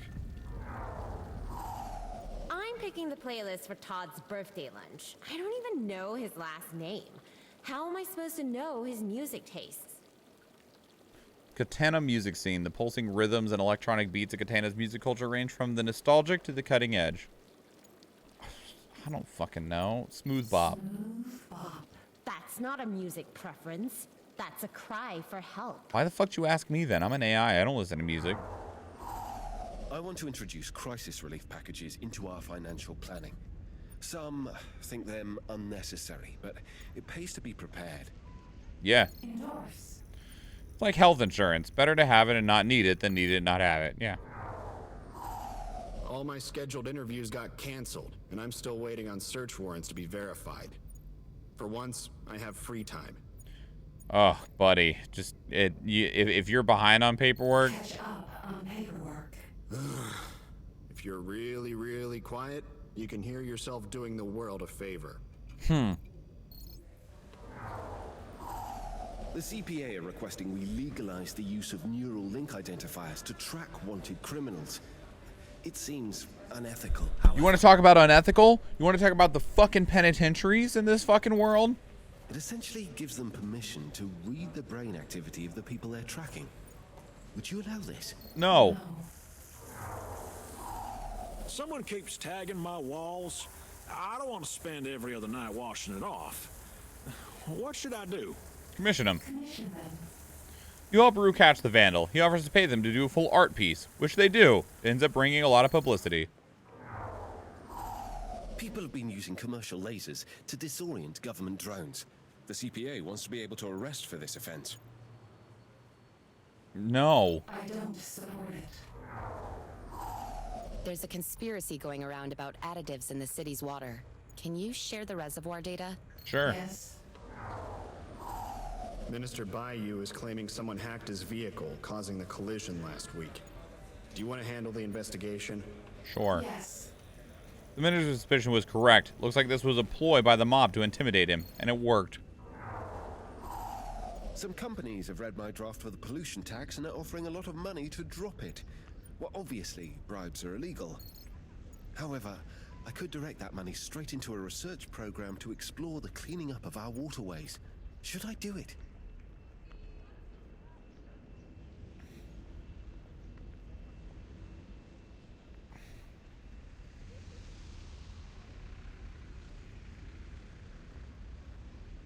I don't believe that they'll change.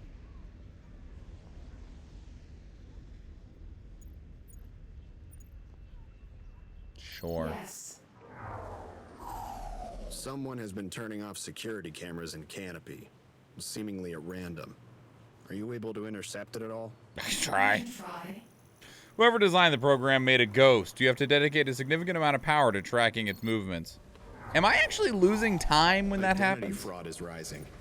Some overachieving pickpocket is making DNA keys to hack people's biolinks. What can you do about it?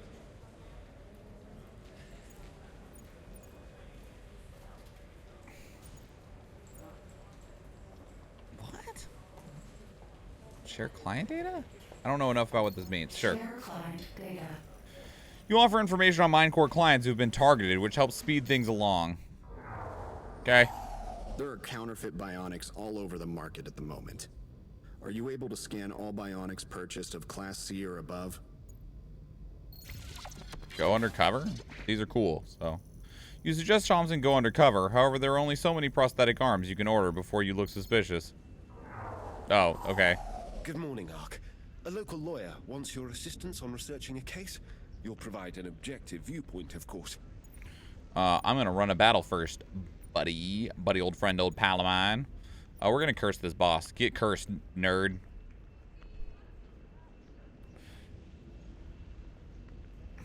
Still haven't ran into really any questions. Like, a couple have given me short pause, but most of them I'm just like, yeah, you know, it's a question of like, do the ends justify the means? Like, what levels have we reached at what point? Pew, pew, pew, pew, pew. Murder.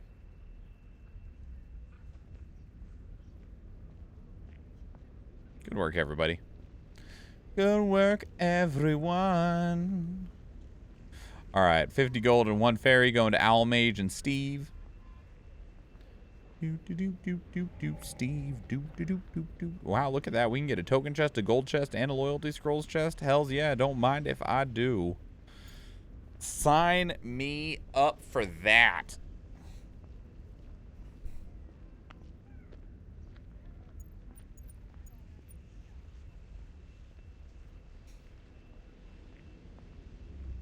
All right.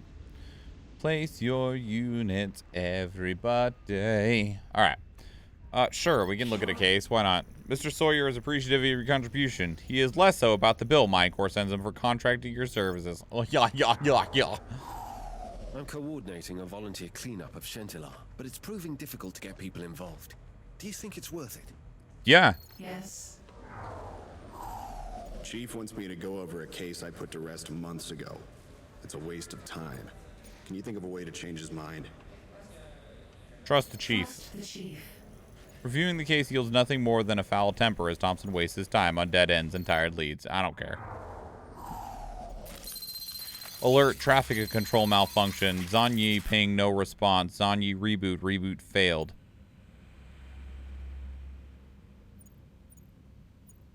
Override? Crash occurred, lost connection. Page Thompson. You notify Thompson of the failure, suggesting he manages the traffic until it's repaired. He is not amused. Sorry, buddy. I have reason to suspect the Right Honorable Fulcrum has been taking bribes. Can you give me access to his account history?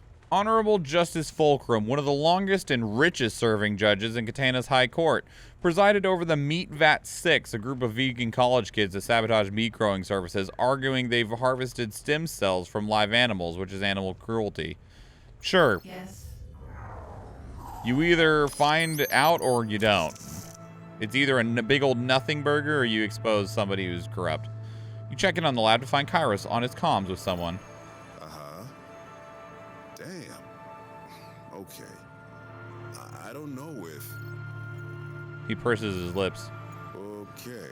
No, I got it. He clicks his comm shut and strolls over. Archie. Aren't you in trouble, my friend? I am? Seems like resistance in Chantelar is growing, and you were their rally. It's hardly fair. That's hardly fair. I've been far, my little friend. He looks scornfully out the window. Mobs are becoming more and more prevalent throughout the district. It might be a case of unification through shared adversity. You know what I mean? What exactly can we do? Not much, unfortunately. Just keep your eyes open for now. Kairos goes back to his desk, looking distracted. You get back to work. Chapter 5 complete. This chapter didn't end nearly as wildly as the other one did. This town won't tolerate an infestation. Kill it with fire. Katana waste disposal. CCP News determined the cause of death to be accidental. No witnesses have come forward. Though high volumes of alcohol were detected in his systems, the CPA does not suspect foul play.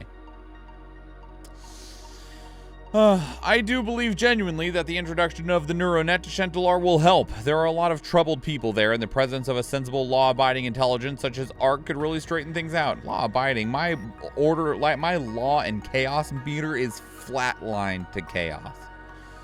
Witness Shentelar daily life. ARC doesn't care about your feelings. It's pretty obvious to me this interview was orchestrated by Mindcore. I reckon Fortune made a killing off it. Look at all the answers ARC gave. They're playing it super safe, saying what the crowd wants to hear. You say so. Had the interview. Thanks to an anonymous tip, the CPA were able to uncover an underground market for illegal weapons trade in Zanye Bar. The locals had a few things to say. I'm shocked, really. That's not the sort of things you expect to see around here. I always wondered how the owner made any money with those prices. I'll miss the cheap drinks now that they're gone. Damn. News. Reporting on the assassination of CPA senior officers. Brings the body count to 4. Chief Superintendent Wallace's body was found dead in his Zanya apartment with a gunshot wound to the back of his head. The perpetrator made no efforts to conceal the murder. Oh. The AI bill passed. Got mugged. Backdoor successfully removed. Mindcore internal security reinforced. No new activity report. You save Talongray's rally from disruption. The right side of history. Potentially dangerous criminals may be returning to your neighborhood as penitentiaries struggle to house the influx of incarcerations, forcing sentences of home detention and community service. Yeah, because fuck those penitentiaries. Are you joking? Rue closed shop and relocated. You're supposed to be providing a service. When you renege on our agreement, it throws into question what I'm paying you for. I understand your concern, but I must reiterate Clause 37.3. If the damage or loss of property occurs on the premises of any building registered under the Shentelar Area Code, invalidates the claims. Okay. Kindness is something the world needs more of. You don't see this sort of thing in Canopy. The Sunday Inquirer. Scandal. A bull wing in a china shop. Leaked records uncover the extent of the damages. Met the detective, had a run-in with the mob. Did we?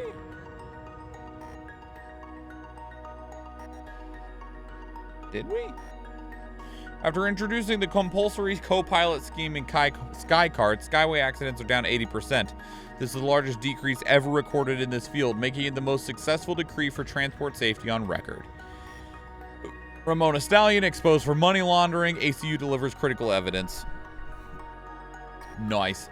Solved your first major case with Thompson.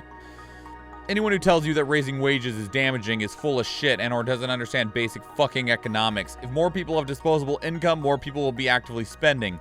This creates healthy circulation of capital. Do you even know what happens to a limb if you cut off its circulation? It rots and eventually dies. Had a first the other day. ARC asked me for something. What was it? They wanted footage of my dash cam. Maybe they're trying to find the asshole who cut me off.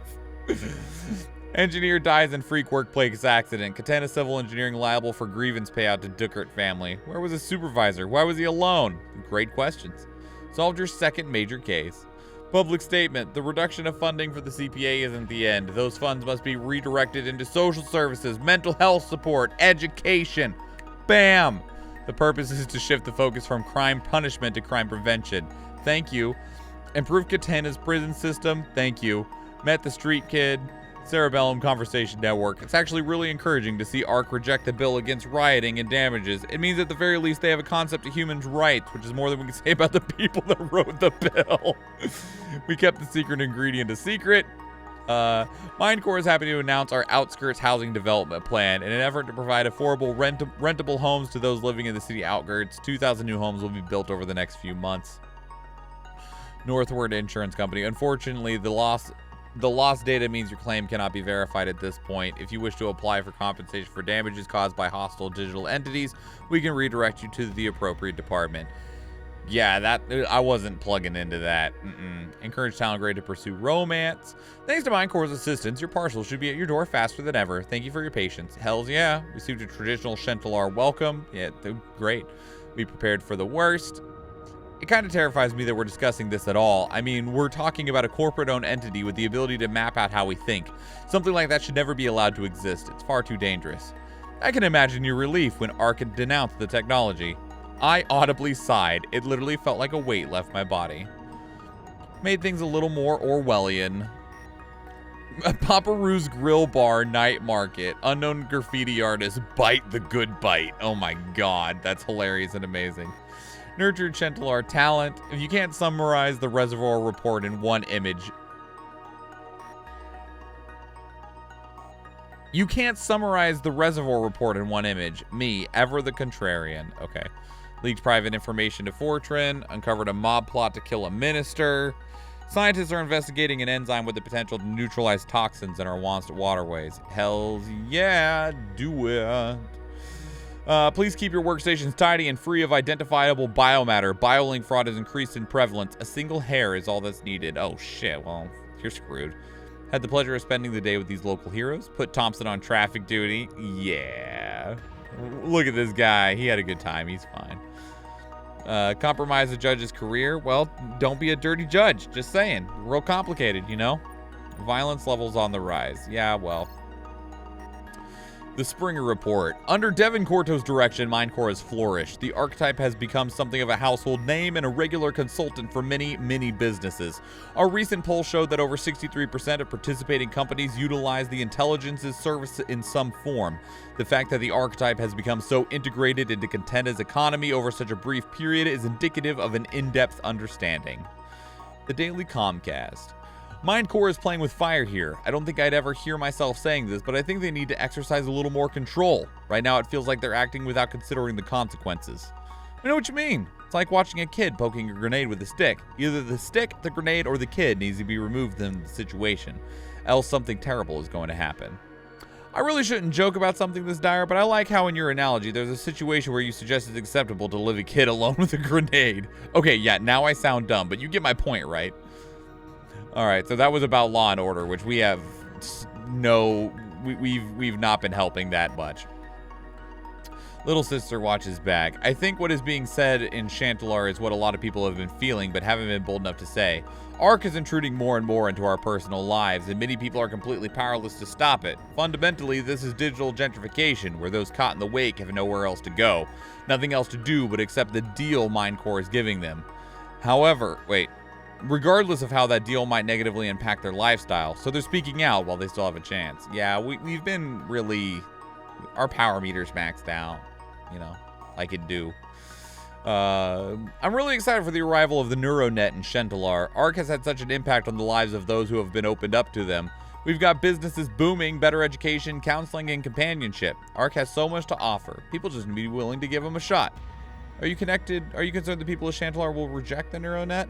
I'm not concerned whether the net will pick up in Chantelar. Its reception so far has been overwhelmingly positive in other regions. What does concern me is Chantelar's attitude towards Minecore, and the NeuroNet might delay the good it can bring to the district. Alright, so money's maxed, happiness is maxed, power is maxed. Law and Order went up one tick. One small little tick. Everything technically went up. Chapter 6, Crash and Burn. I don't know how many chapters there are. Someone hacked into the Fletcher case file and dumped a bunch of evidence. What should we prioritize investigating? Source? Amy Barron's campaign this season is full of the usual amount of deception and prejudice. She's a plague on the poor. Amy Barron, a fairly standard right-wing politician who wants to restrict equal rights, give tax breaks to the rich, and believes people in Catena, or Canopy at least, are just better than everyone else. Okay. If I go after her again, she'll reciprocate with another lawsuit.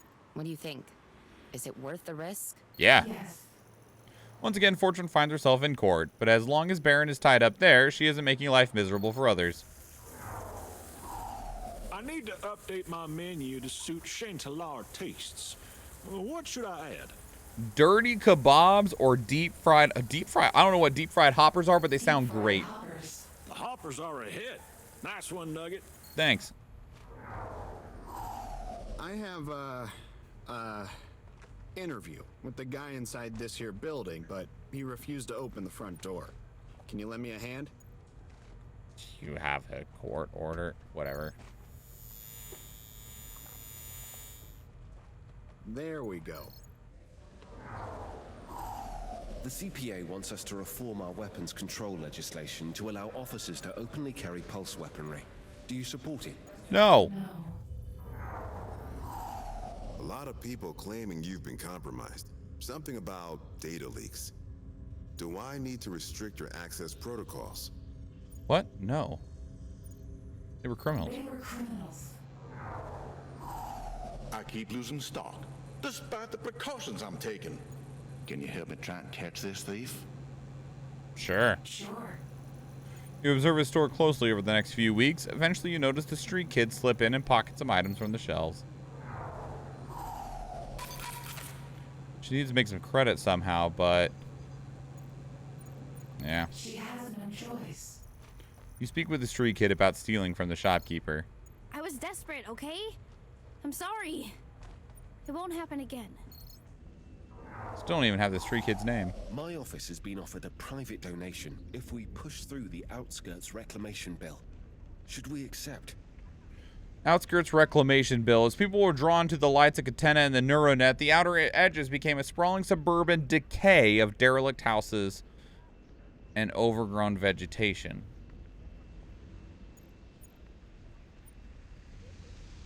Yes?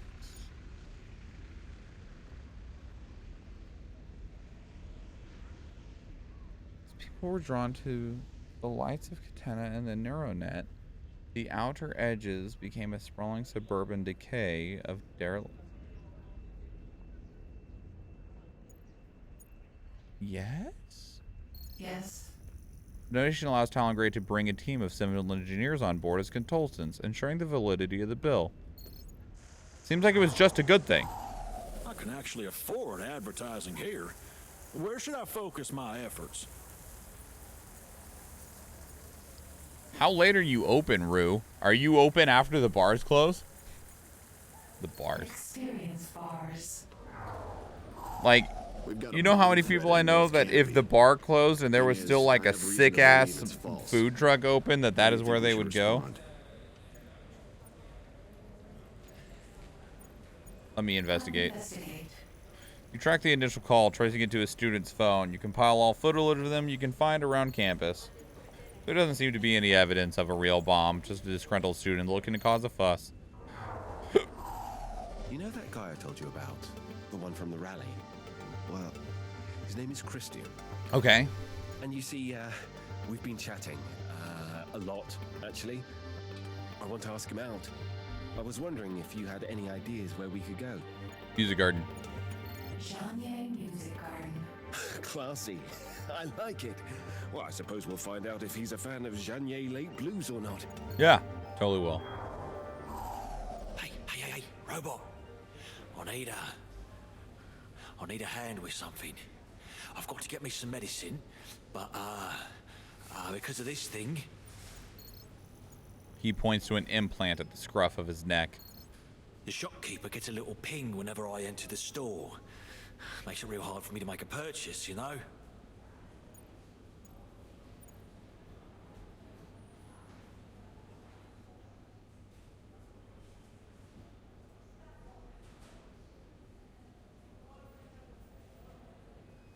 No? No can do.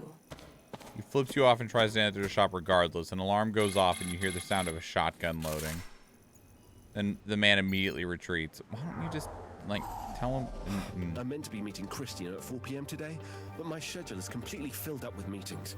Should I postpone?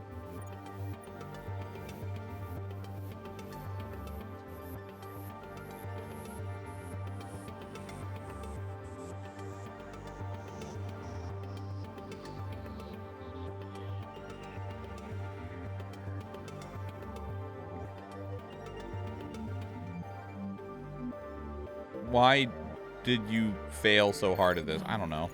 Despite his best efforts, Talon Gray is unable to make it. He has to cancel at the last minute, much to Christian's disappointment.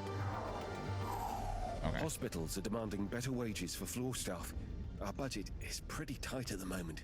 Should we oblige? Yes. You signal the street kid the next time Papa Rue's grill bus is open. She makes her way to him. In a break between orders, she approaches the truck. Rue spots her and leans over the counter, beaming. Hello there, little nugget. She looks up at him with a frown. Don't call me that.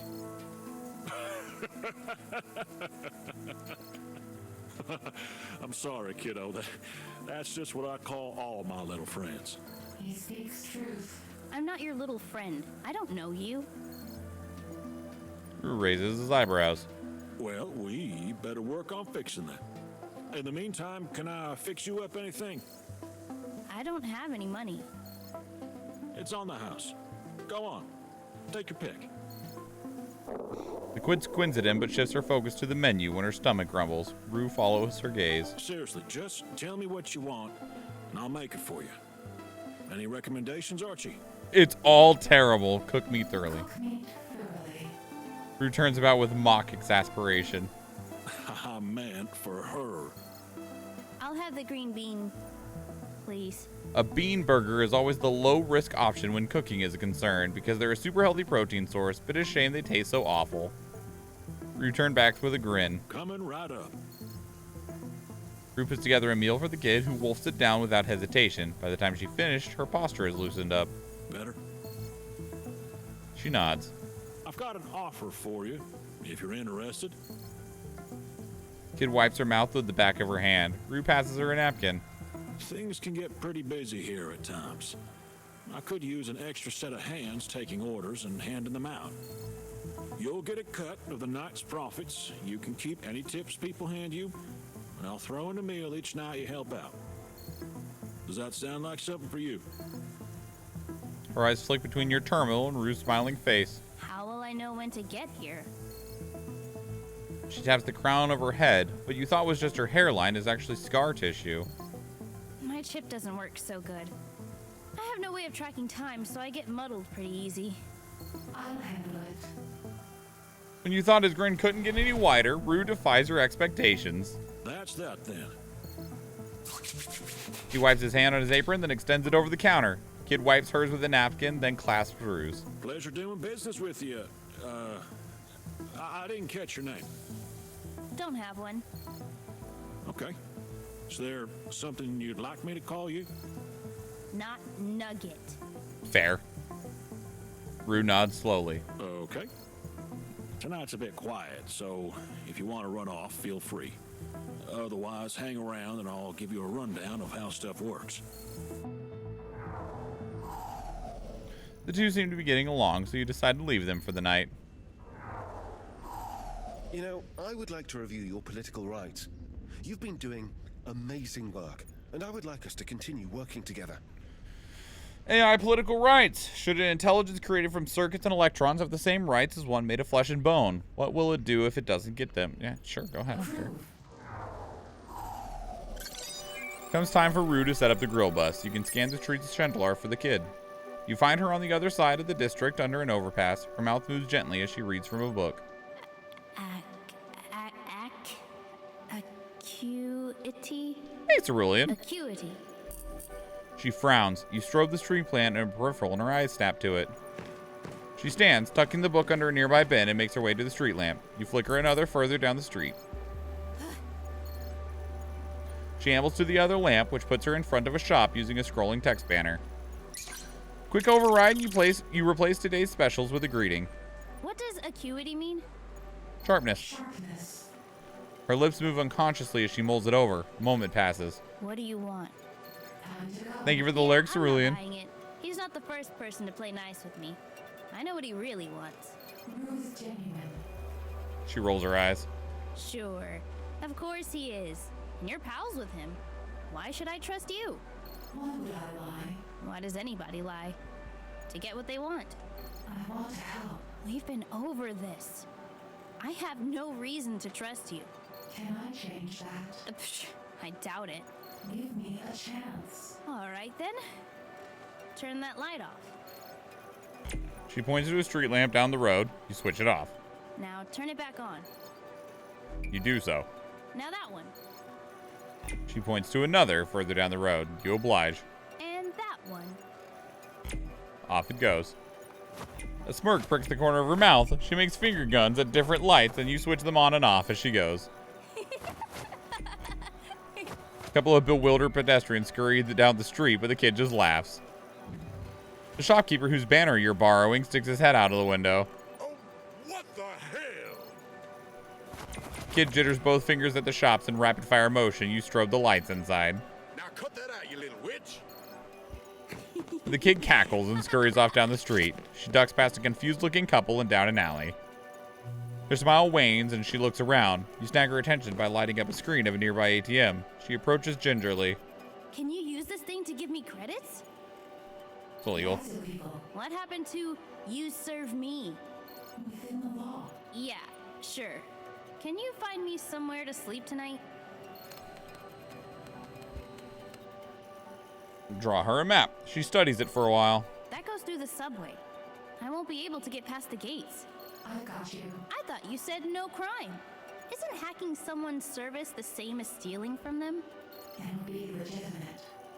All thanks to Cordo's business card. You print a simplified version of the map on a receipt and follow it up with a purchase order for a train ticket. The girl takes them tentatively. Despite her skepticism, she follows the map to the subway. On the train, the kid tries her best to find an empty carriage. She asks to settle for one with a couple of sleeping passengers. She takes a seat at the far end, sitting with her thumbs in the inner corners of her eyes. You okay? It's nothing. She doesn't open her eyes for the entire journey. Eventually, she arrives at the southern part of Shentelar. Following your directions, she makes a turn into a courtyard where she is faced with Paparou's grill bus. You take control of a nearby intercom. I thought this was about building trust. It is. For you. Fine. What about shelter? Afterwards. You're the worst. You're the worst. She scrunches up the map and tosses it aside, reluctantly making her way towards the food truck. You let Rue know she's here. I'm exhausted, and the warmth in the van is making me so sleepy. Do you think it's okay if I just take a rest? Yeah. Yes. Rue doesn't seem to mind. If anything, he finds it endearing. As he closes down for the night, he awakens her with a hot meal. I want to make it up to Christian for missing our drinks. What should I get him? An apology cactus? That's so cute. Apology cactus? Valengray sticks his note into the spines of the succulent and leaves it at the door to Christian's apartment. The gesture is well received, and the pair organize to meet up properly at a more suitable time. Hemlops Day is coming up. I was thinking of celebrating in some way. What should we do? Kid can decorate. Kid can decorate. Rue hoists the kid onto the roof of the van where she's able to set up decorations and light fireworks throughout the night. That's not successful. We lost money on that bullshit. In this rain. Where should I go? Subway? Subway. She retreats underground and escapes the rain. The release is short-lived as she is chased away by a security guard for loitering. I have this idea for coupons, the get a free drink with this combo sort of thing. How should I distribute them? Use the kid. Use the kid. Kid spends her afternoon handing them out around town. Rue's customer base is notably larger the next weekend. We found a number of unregistered pulse weapons in a warehouse raid. No identifiers on their components. No bioevidence either. Check the power supply? Pulse weaponry requires a robust power supply, the design of which can be quite telling if you made it, making for a strong lead. Hey, you see everything, right? Can you share some footage of last night's shooting in Shentelar? People are scared the mob's involved. Sure. Yes? Fortron does her best to handle the footage sensitively, but even the censored violence is strong enough to distress some viewers. Stuff's been a little gloomy around here recently. I want to liven things up. Here, I've got a joke for you. Knock, knock. Who's there? You. You who? Rue gives you an emphatic wave. Yes, hello, I see you. That's more like it. Lovable dork. Movement outside a comms repair shop in Shentelar catches your attention. It's a few hours past midnight. Go, go, go! A group of masked figures break through the front window and pile in. Look at this place. Scum. They start tearing down shelves, scattering their contents all over the floor. There. A stocky figure separates from the group and heads to the wall the leader is pointing at. He uncleaves a canister from his belt. He sprays a distinct emerald green logo of a square shattering. You've seen this a few times throughout the city. Okay, time for the main event. The leader scans the room until she spots your camera. You're mine. She grabs a nearby chair and climbs onto it to reach you. What the hell is going on? A door leading deeper into the building opens and a portly man steps out, hefting a large shotgun. Fuck. Upon seeing the shopkeeper, the gang scatters for cover. Gunfire thunders throughout the shop. Run! The shotgun clicks empty and the intruders flee through the shattered window. Except one. Oh, I finally got one. A boy, no more than 19 and now unmasked, lies on the floor, clutching his leg. Blood slowly pools beneath him. You fucking shot me! Fuck! Shopkeeper smiles as he loads more rounds into the gun's chamber. Wait, no! Shit! The boy throws two bloody hands in front of him. Please! I'm a fucking son, man! Shit! Should have thought of that before breaking into people's property, huh? Shopkeeper shoulders the gun and makes a call instead. After some time, a pair in suits show up and take the boy away. On the way out, they give a white envelope to the shopkeeper. I hope this covers all the damage this time. One of the suits nods and they leave. The shopkeeper sighs and walks through the back door, returning with a broom. Thankfully, the rest of the night is uneventful. Tonight is so cold. It's getting harder to breathe. You've got to help me find somewhere warmer than here. It's humid, but at least it's warm. These mobs are getting out of hand. If we don't try to get Shentelar under control, something's going to break. What should we do? Host a hearing, people won't believe shit. Crack some skulls. You might actually be right about that. Like, you have to actively make change if it's organized crime. You can't just go on to, like, a panel in front of people and be like, we're doing everything we can to get the unchecked amount of mob activity under check. As soon as you take action, you lose connection to the NeuroNet in the northeast part of Shentelar. That's weird. What's going on? One of the Shentelar towers is no longer reachable. That's bad. She rubs her chin and runs some diagnostics. It's as if it just puffed out of existence. Thank you for the hydrate, Vanishar. You don't have any visuals on the tower, but you detect a news broadcast in that area. What the hell? Veal, if it isn't Vandishar. Vandishar. Oh, my today, I'm good. Living out our wildest AI dreams, you know? Helping kids, taking down the mob, building new housing, defunding the police. You know, it's a great time. You bring up a feed of a helicopter looking at the NeuroNet tower. A reporter is talking over the footage. The damage is substantial. There's a 10-foot hole in one of the walls. You can see flickers of fire through the thick smoke. As of yet, there have been no reports of injuries. Your archive of the tower's attendance sheet shows there was no one present. Evidence suggests that this was an organized attack. Familiar green logo of a square shattering is sprayed on the side of a building. Neither Mine Corps nor government officials have given a statement about this new movement. We're just finding out about it. Shit. Yet they only seem to grow. How long will these organizations stand on the sidelines? You click the broadcast over. Damn it! We need to talk strategy with Thompson. We can't continue like this. Okay. She moves away from her desk and activates her comms. It's eerie how quickly the event fades and things get back to normal. We found an ocular implant with some blood on it. Looks like whoever owned this ran into some trouble. Can you analyze it? Check the serial number? The implant was purchased years ago. The problem is the buyer wasn't necessarily the user. Hey, Okay. I I was wondering if you could use some of your fancy know-how to improve my sales numbers. Precision marketing? Precision marketing. You share data with him to help him better tailor his advertisements, draw on new customers. Sure, I guess.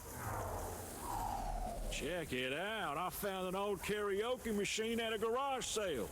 I'm gonna set it up just outside the shop. Fucking go for it, man. I got a letter about some kids setting off fireworks in a dumpster. Should we clamp down on the regulation of their sale? Yeah, probably. Yes. I've only managed to get a couple of credits today. Do you know a place where I could find some food for this much? The noodles are normally cheap as hell. She managed to locate a vendor selling raw vegetables with some actual nutritional value. I decided to host a I'll deep fry anything event, and someone brought in a bunch of bananas. I think I'm inspired. Don't do it. Gross. Don't deep fry bananas. Highway Patrol needs an assist. It's a high-speed chase with a stolen vehicle. Cruisers are in pursuit. Okay. Let me solve that problem. The car was stolen, meaning its steer assist is likely still present. You override the car's controls and force it to pull over. While surveying the Shentelar underground, you spot the kid staggering through the tunnels. She seems disoriented. There's an abundance of ad screens and loudspeakers in the tunnel. You seize control of the closest screen and call out to her. How's it going? She clasps the side of her head and stumbles backwards, hitting the wall. It's so loud. What is? All of it. In my head. It's so loud. She does have a faulty chip, we know that. Her eyes dart from screen to screen. They begin to water and she squeezes them shut, slumping down against the walls. Disable the adverts. Kids opens her eyes, then rubs them. She looks up and down the tunnels to see rows of blank screens. Did you do that? You okay? She nods shakily. It's better now. She stands up and presses the heels of her hands against her brow. How long can you do that for? Long enough. Do you think you could keep it up? At least until I get out of here. You know the way? Yeah, it's pretty well signposted, but thanks. She navigates her way through the underground while you maintain a bubble of disabled electronics around her. Once on street level, she finds a kiosk away from the rain where you can talk to her. What was that? She clutches her hoodie. I get headaches when I'm around too much noise. All the lights and sounds, they get inside my head and I can't turn them down. Sometimes it gets a bit much. Your neural chip? Yeah. The thing in my head is broken. It doesn't filter stuff like it's supposed to. I get everything at full volume all the time. Awful. She looks over her shoulder at the underground entrance. Usually I avoid places like that if I'm tired. I just got cut out tonight. How did it break? She touches the back of her head as if her face becomes stony. I was hit in the back of my head. Hard enough to crack my skull and damage the chip inside. Jesus. All I can remember are basic images and sounds. I was woken up by my parents crying, so I went to go find them. I got to the living room. I remember seeing my dad on his knees. He was bleeding from his nose and mouth. She hesitates grimacingly, holding herself tightly. My mom was lying in front of the couch. Her arms weren't working. They were both crying. There were some people I didn't know in the room with them. They were wearing these long raincoats. They saw me and She clicks her tongue. I didn't see who hit me. I woke up later and my parents were gone. I'm sorry. It's not your fault. Still, I'm sorry. I'm sorry. She sighs and scratches the back of her head. I'm about to collapse. Is there somewhere safe and dry nearby? Underpass is probably better than the alleyway. Underpass. You direct her to an underpass with alcoves to get away from the wind. I've got a case that's proving hard to lock down. Everyone involved is being very tight-lipped. Okay. If I asked for video recordings from specific private establishments, is that something you could get for me? Sure. Yes.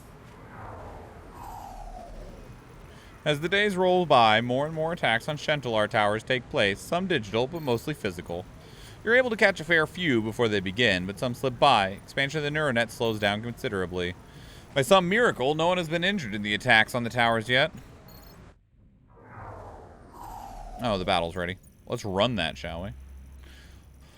Let's do this! Oh, stretcheroonies! Oh, how are you, by the way, Vanishar? I'm not sure if I returned the question or not, but I shall do so now.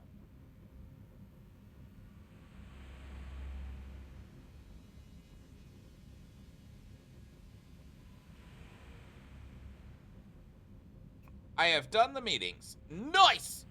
Did you do it through your phone or did you try it on the computer? And if you did try it on the computer, did it work? Doing pretty well. I'm glad to hear that. I am glad to hear that. El Canadiano and Almage with the rewards. Okay, I'm glad to hear that it worked, Athena. GG's! Go. Thank you. So many enemies. Oh my god. Why are there so many? Like, what the hell? Oh man, there's so many of these fools.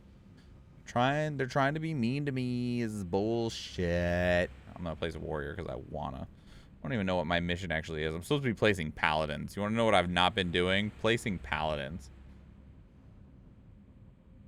Alright, place units, everybody. Your attention is split between trying to prevent damages and your other responsibilities. How do we have attention issues? Like, as an AI plugged into all these different things, shouldn't we be like Dr. Manhattan where we can just be everywhere at once? We're getting a lot of pushback from the public about your influence over policy. They want a review of your restrictions. Sure. Go ahead. One of my suspects is playing hard to get. Can you organize a meeting with them that I might coincidentally show up to? Sure. I'm trying to sleep, but this Graham keeps screaming straight into my brain every 2 minutes. Can you mute it? Just for tonight? Yeah. Yes. It's fine. It's just an ad. Hey, Nugs. You got a minute? I could use a hand with some accounting. Sure. Sure. No matter how many times I go over this, the numbers don't add up. I've triple-checked every single chit and counted out the cash a dozen times. I have the values here. We're a supercomputer. Run some quick calculations. There's a definite discrepancy between what Rue earned over the week and what is actually in his till. I thought so. How did this happen? Where's the girl? You have a better shot at figuring that out than I do. She didn't show tonight. You're not suggesting... I am. Rue frowned. Something you're not familiar seeing. That's quite the bat you're swinging around there. Someone might get hurt.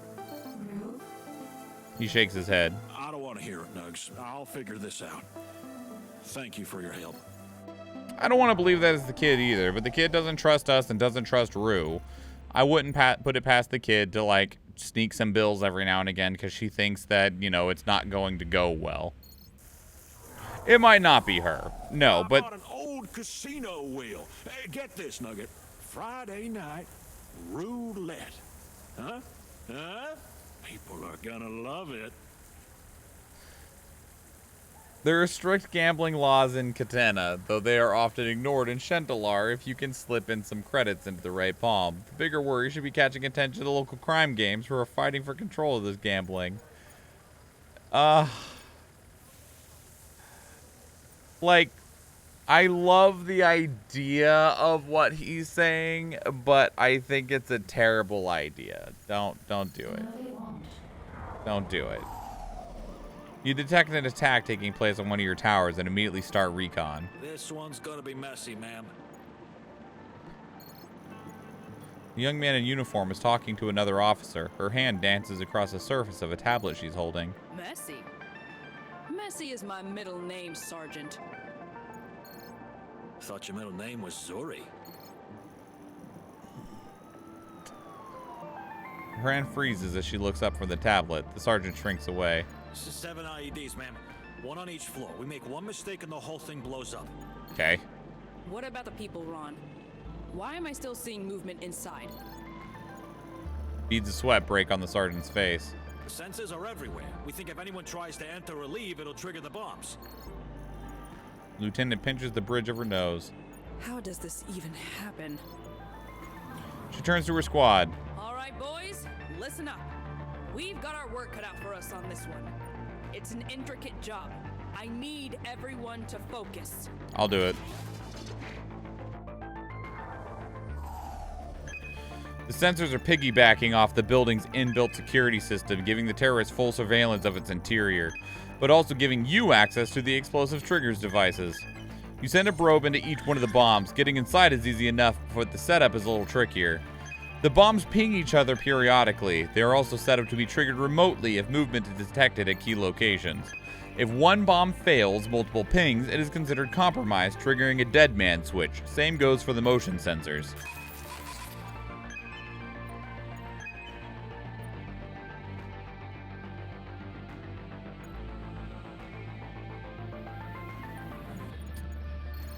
If there's one thing that I wish this game had, it was like a text log so that I could reread that.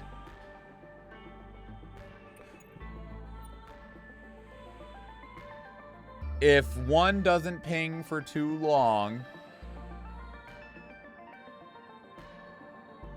When you say disable the subsystem, like, do you mean disable the system of it checks for the pings from the other bombs? Because I feel like that's a terrible idea and just blows them up. But with the remote access, it... If I disable the remote access, don't I lose access? Like, I'm missing information on both of these, damn it. Yeah, remote access. You set up an intercept for any signals that might trip a remote detonation. That leaves the sensors as the only trigger. Access which subsystem? The sensors. You create a loop copy of each sensor's input, reporting the same bin of empty corridor over and over again. You then link every reference to the sensors to your loop copies instead, including the dead man switches. Next move. Address the pings. You create a proxy for each bomb to substitute their pings, blocking off the original signals. You now have 7 fake bombs. With your fake bombs and fake corridors, each bomb should be safe to take offline while thinking every other bomb is still online. Alright, try to disarm it. Your input freezes, the bomb systems dissolve, and you're left with a simple message. Nice try, asshole, but we caught you at the back door. It was all fake? You check your video's feed just in time to see a white flash before you lose connection to that part of the district. No. Back in the lab, a loud alarm blares, indicating that another tower has been lost. The hell? Another one? That one had people in it. Porters seem to be on site already. You put on their transmission. Tragedy, indeed. You're looking at a bird's eye view of the tower, or what remains of it. This is a form of terrorism we haven't seen in decades. The building is entirely collapsed, rubble extending far into the surrounding streets. People in uniform swarm the blast zone, rescuing those who were caught by debris. We're still unclear if authorities managed to evacuate everyone who was inside. You check the log. 147 people checked into the building this morning. Only 8 checked out since then. We're monitoring the situation constantly. Stay with us for up-to-date news as it unfolds. Oh, so now there's a log. Yeah, of course. You turn off the feed. Kairos and Esteval stare at the blank screen in silence. The following morning. I can't stop thinking about it. Is this our fault? In a way. I don't think so. I know that's hardly convincing, but there's an aspect of uncertainty in all of this. I don't think anyone could have predicted the outcome. We need to focus on moving forward and improving ARC systems so we can catch further mistakes before they happen. So it was a mistake then? Esteval's face drops. Almost in response, Corto enters the lab. His eyes hop from Esteval to Kairos. Looks like you're both up to date with last night's event. Disaster, you mean? This is a disaster. We're ceasing development on the AI's emotional capacity right now. What? What? Why? What do you mean? I mean, you two need to remove the AI's emotions. They're obstructing its ability to make objective judgment. In what way? Just remove the AI's emotions. They're a core part of who it is. Hell, they're a core part of what we've been doing here. You can and you will.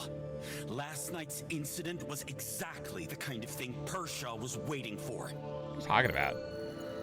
Kyrus goes quiet, looking at the floor. Esteval shifts uncomfortably. If ARC hadn't been so proud, they would have left things to the professionals that were already there. I know what you're trying to say, okay? Like, I get it. But, one, sounds like this thing was going to blow up no matter what. Because they had every type of fail-safe in place to make these bombs go off. They had motion sensors. They had, if you deactivate one bomb, the other ones go off sensors. They had remote boom-boom buttons. So, almost no matter what you did, they were going to go off, okay? But the other thing is that, like, we're a massive supercomputer. Massive supercomputer, right? Like, we're a freaking artificial intelligence to the point that you got some sort of arcane matrix looking ass thing in the background. Like, I don't think it's a matter of us being proud. It's a matter of that we should have been the best person for the job. Maybe that's me being proud. Like, that's definitely like a arrogant sounding statement, but we're a fucking supercomputer. Somebody literally described us as limitless sentience. Like, it's a fundamental failing of its purpose to protect and serve the people of Katena. I mean, we were trying to protect people? Kyrus's nostrils flare. Since when have you cared about protecting and serving the people of Katena? Oh, shit! Corto turns on Kyrus, pointing a finger between his eyes. Speak to me like that again, and I will consider it your formal resignation. Kyrus' shoulders droop, but his breathing remains forceful. What you two don't seem to understand is the gravity of the situation. Another event like that, and it's going to sink us entirely. Okay. Not just me, all of us, AI included. Okay. You don't understand. This isn't a request. Get it done. Corto leaves before they can protest any further. Esteval turns to Kyrus. This can't be the end of it. We're so close. It won't be. Just give me a minute to think. Esteval paces back and forth, her eyes darting from your terminal to the assortment of headsets on the workbench. I have some friends who might hear us out. I can't promise anything, but... Sure. Esteval taps her chin as she stares ahead blankly. Suddenly, she blinks. Sorry. What were you saying? I'm going to talk to some people and see if there's a way around this. Okay, do what you must. I'll speak some sense into Corto. I'll speak some sense into him. Corto, Kyrus makes for the lab exit, looking back as he does so. Esteval sits at her desk, tapping a pen absent-mindedly. Your attention is drawn away as requests start coming in. Chapter 6, complete. We supported Fortran's fight against corruption, helped Thompson with his interview, leaked private information to Fortran, compromised the judge's career. Yeah, it's because the judge was dirty, you know. Found out the judge was taking bribes under the table, you know. The right side of history. Talon Gray's office accepted a private donation from Industrial Inc., who have obvious interest in the bill. Next thing you know, he and his team are fully behind the bill. I guess blatant bribery and corruption are just accepted now. Is that it? Is that what we're doing? I mean, we did accept the money, and then we immediately invested it into environmental cleanup because I didn't believe that we would have been able to get the fucking companies on board for cleaning shit up themselves. Fake bomb got me out of my statistics final. Would have been a disaster either way. Talon Gray landed his first date, and then he had to miss his date. Cut the kid a deal.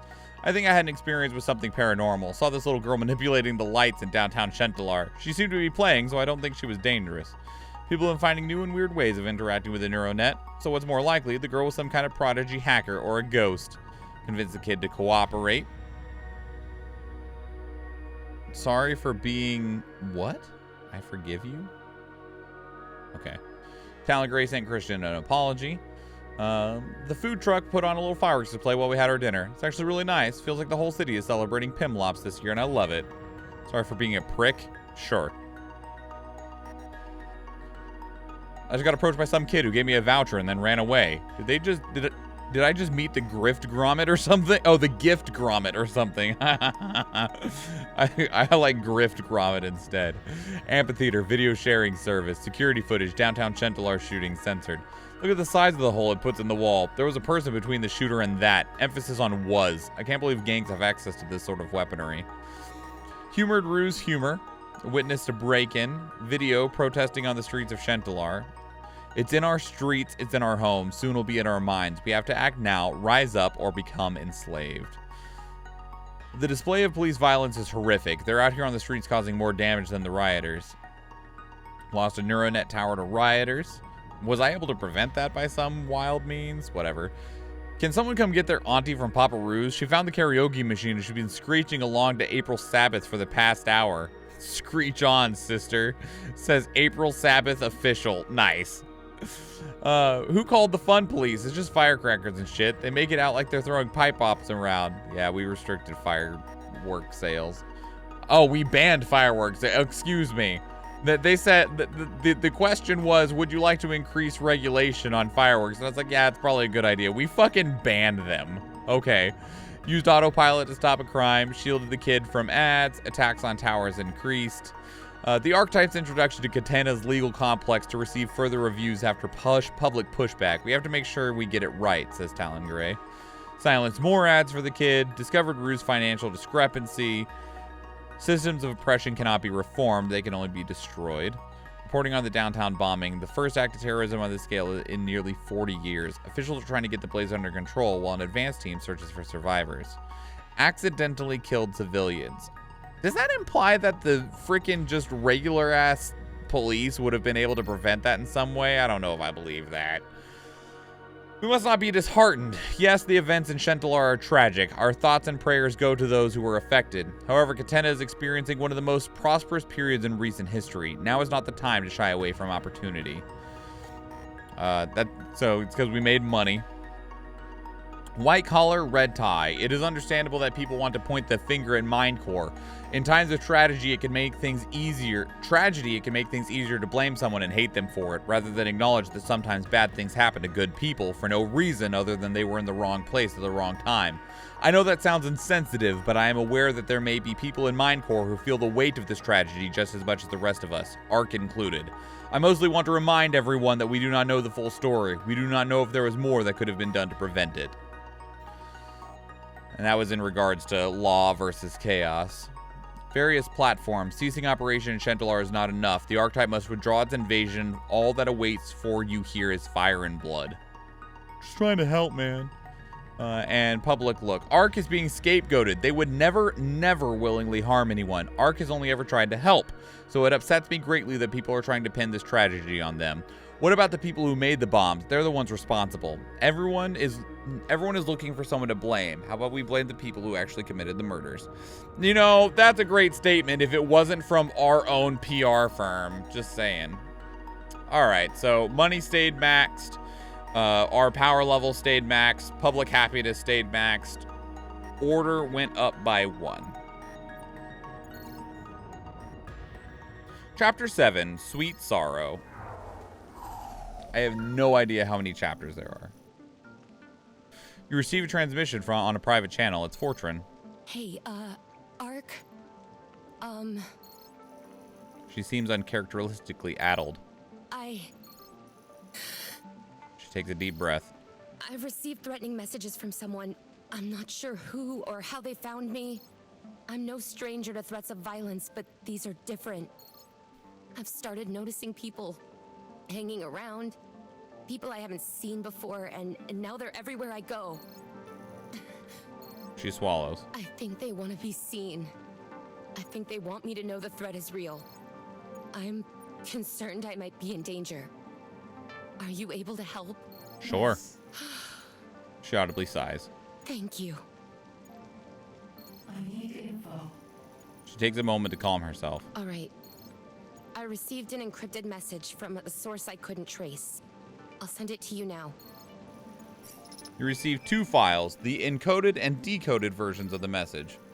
The thread itself isn't long enough to formulate any reliable speech analysis, but the method of encryption could be of use. Like I said, I've noticed some people I haven't seen before around my regular haunts. She raises her hands. I know that sounds paranoid. Catena is a big place, but there's something about them. The way they act. Well, that's just it. It's acting. I don't know how else to describe it. She wraps her arms around her stomach. I need to lay low for a bit. At least until things cool off. I could really use a hand covering my tracks. What's the plan? I have a friend in the outskirts who can put me up for a few weeks. What I need help with is sorting out everything else. Okay. I can't go back to my old place. I don't care about losing my stuff there. Clothes can be replaced, but my work? A lot of it is highly sensitive information, the acquisition of which put me in this situation in the first place. Okay. Her pace rises, but she catches herself, taking another deep breath. It's all on isolated drives. I just need someone to activate them so they can be accessed. Then we could make a backup of the data. Thompson? Are you okay with who's doing it? He's a detective. Like it or not, the truth is a lot of the CPA are on the mob's payroll. Okay. The information on those drives is not in a corrupt cop's best interest. You can trust me. Fortune's move become a little less agitated. Something that would be a massive help is if you could organize getting me a new place to stay. Okay. I'll give you full access to my accounts. I just need you to cover my tracks so it can't be traced back to the real me. Okay. Okay. Thank you. Use the name Bernadette Holloway for anything that requires it. I realize I have the answer of old school. Is that old school? Whatever. I'll just say sure. Okay, I've got to go. Let me know how you get on. She disconnects. Yeah, Fortran's probably in a lot of people's sights because she's been exposing a shitload of corrupt everything. Corrupt businesses, corrupt politicians, corrupt judges. Old school like an old fool? What? You scour the NeuroNet for any digital footprints Fortran left behind on her way to her friend's home, removing any trace. You then check to see if Thompson is in. It's pretty late. Of course he is. I need your help. That's so? What do you want me to do about it? You lay out Fortune's plan for retrieving her files. Seems simple enough. He pinches the bridge of his nose and closes his eyes. When they open, they linger on the paperwork that litters his desk. Should probably get to it then, shouldn't I? Thompson drives to Fortune's apartment on the edge of Zanye Concourse. As he makes his way to the building, you mark each figure that takes an interest in his passing. You open Fortran's apartment for him and he steps inside. It's cluttered, but not in a messy way. Did she tell you where these drives are? Don't be a shit, Thompson. Before she left, she gave you detailed instructions on where to find them. You relay this information to Thompson. It takes him a few minutes to locate and set up the drives. That should do it. It does. You extract every byte of data, storing it away in a secret, secure location. Got what you need? Yeah, we need to wipe those. You clear the drives out to be safe. Once it's done, you let Thompson know.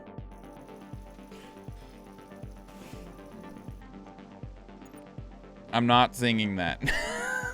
Thompson returns to the precinct while you inform Fortran of the successful extraction. Thank you so much. I'll get some new drives as soon as I can. You keep an eye on Fortran's apartment. Evening rolls around, and as expected, several strangers appear at the door. They are using scramblers. Their face shift and warp through your camera feed. It's impossible to verify who any of them are. They try to open the door, but you keep it locked. One of the figures removes a jet cutter from their jacket and runs down the side of the door, melting the bolts. Another figure jams a crowbar into the softened metal and pries the door open. Jesus. This just became a crime scene. I've been itching for some action. Let's go. He partners up with the sergeant, Ron Tribbiani, and the two of them make their way out to the Zanya Concourse. Back in the apartment, the figures are tearing the place apart. You decide not to speak out in case it scares them off. 10 tense minutes pass. Find what you're looking for? Damn. Oh, bollocks! Oh, bollocks! The intruders curse, turning to see Ron and Thompson in the doorway with their pistols drawn. On your knees, hands where I can see them. Alright, well, the police didn't die, because there's Ron, the guy from the bomb squad. The intruders hesitate. Under his breath, Thompson whispers to you. Check this out. Classic intimidation tactic. Do it. Now!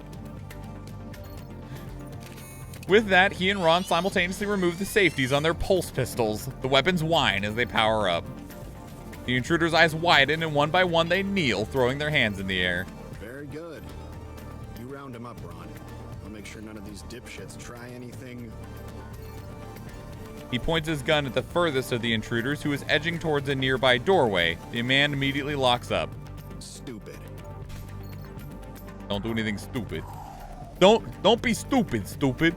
Within half an hour, Thompson and the sergeant have all three of the intruders at the station. We could be here all night with the interrogation. You hanging around, or...? Sure. I'm going to fix myself a drink first.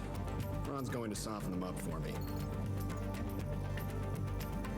The interrogation is drawn out over the next 5 hours. Ron gradually tires as it hits 4 a.m., but Thompson is in his element.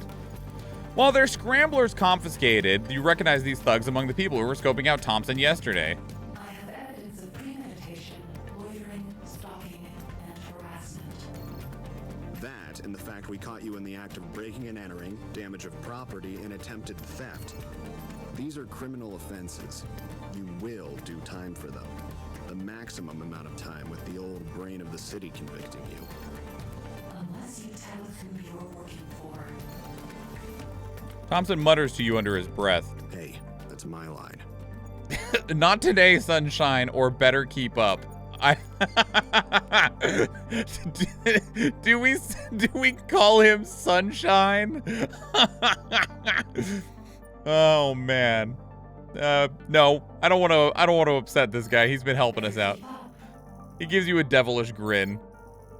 Thompson's expression twists into a sneer as he returns to the interrogation. He jerks a thumb at your comms. What they said. Kessinger. The name of the man who put them on Fortran's case. He's a club owner in charge of numerous smoke rooms and gambling dens. You trawl through Fortran's reports and find a detailed one about his exploits and illegal dealings. She was putting together a detailed expose that would have blown his businesses wide open. You relay this to Fortran the next morning. That sounds about right. Yeah, see, that's why we were willing to do this, because Fortran, this entire time, consistently has always just been looking into, like, shitty corporations, businesses doing shit they shouldn't, dirty politicians, dirty cops. Like, they're just there to expose the nasty shit and, like, make people be responsible for crap. A full investigation is launched. Over the next few weeks, Kessinger becomes completely tied up in legal proceedings and keeping his business afloat. Fortran submits a report as supporting evidence against him. During that time, you push through an insurance claim for Fortran's contents that were damaged in the break-in. Anything that is usable is donated to local charities, and Fortran is able to replace most of what she lost with the insurance.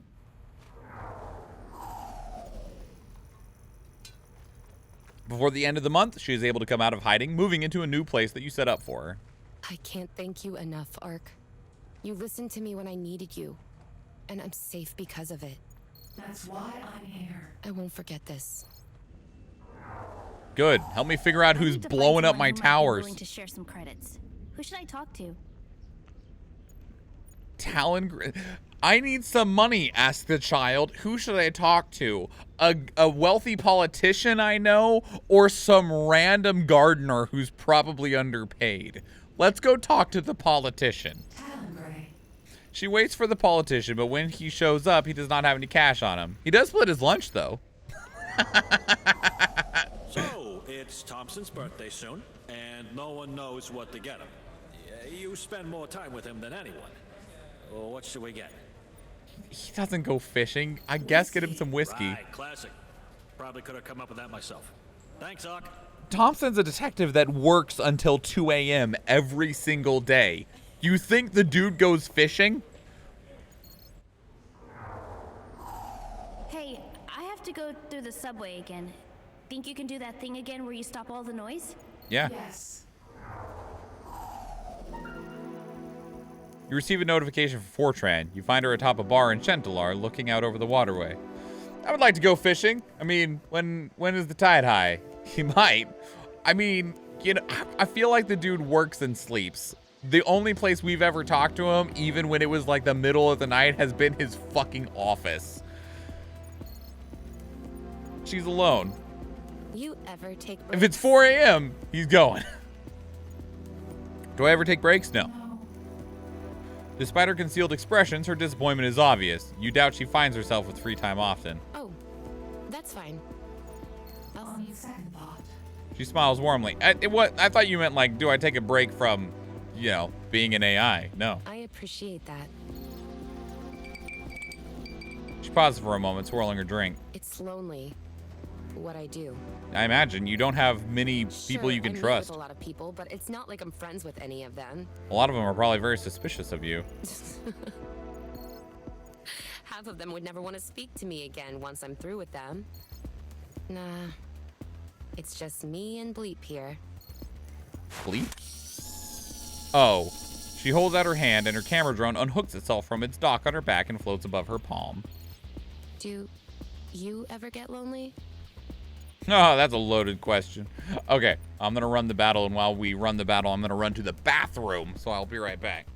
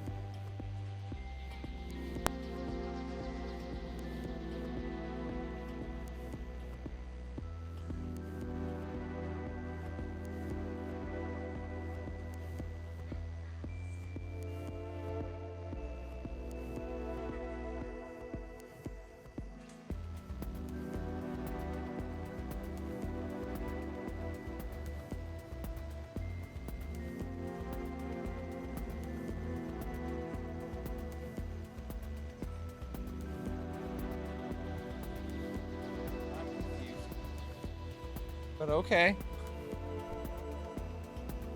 Alright, I'm back, everyone. 1 healer and 15 gold going to some Birch and Steve.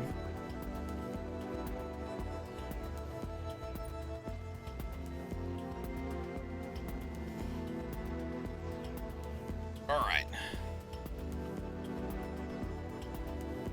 This one is going to be last. I've killed 3 range units.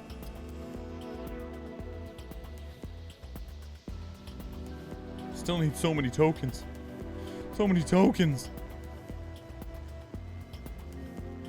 Is that lightning one good for us? What does it do? Extra damage versus ice and water. They're untargetable for 7 seconds. Ice assassin units gain 100% speed and 30% resistance. Okay, and they don't have any crystals. So yeah, we can totally just pile up around the crystal and take advantage of it. Let's go to the dentist.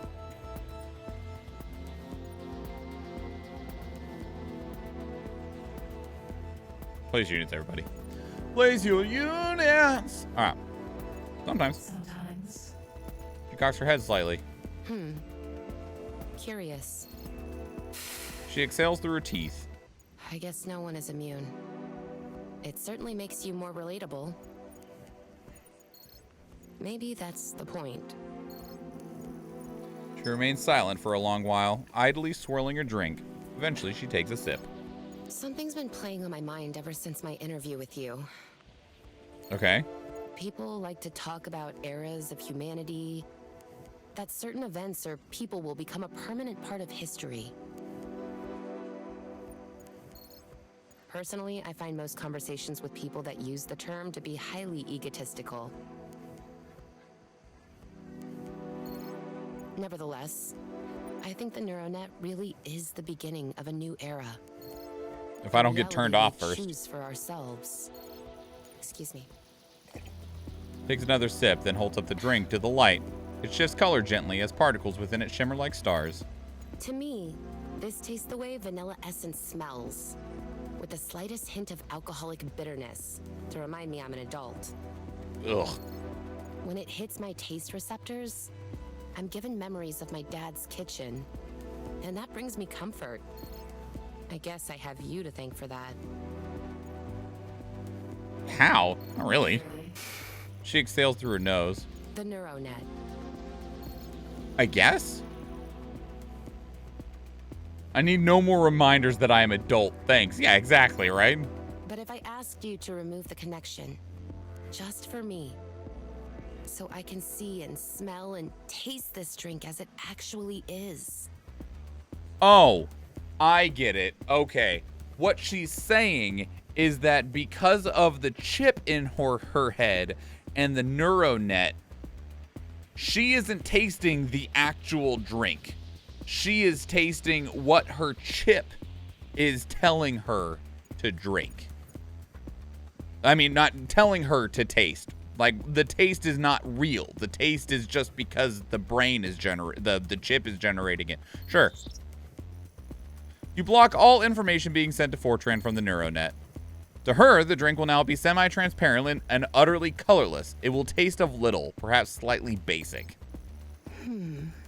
She hums softly and tastes the drink once more. Her tongue runs over her lips as she contemplates. A reality of our choosing, indeed.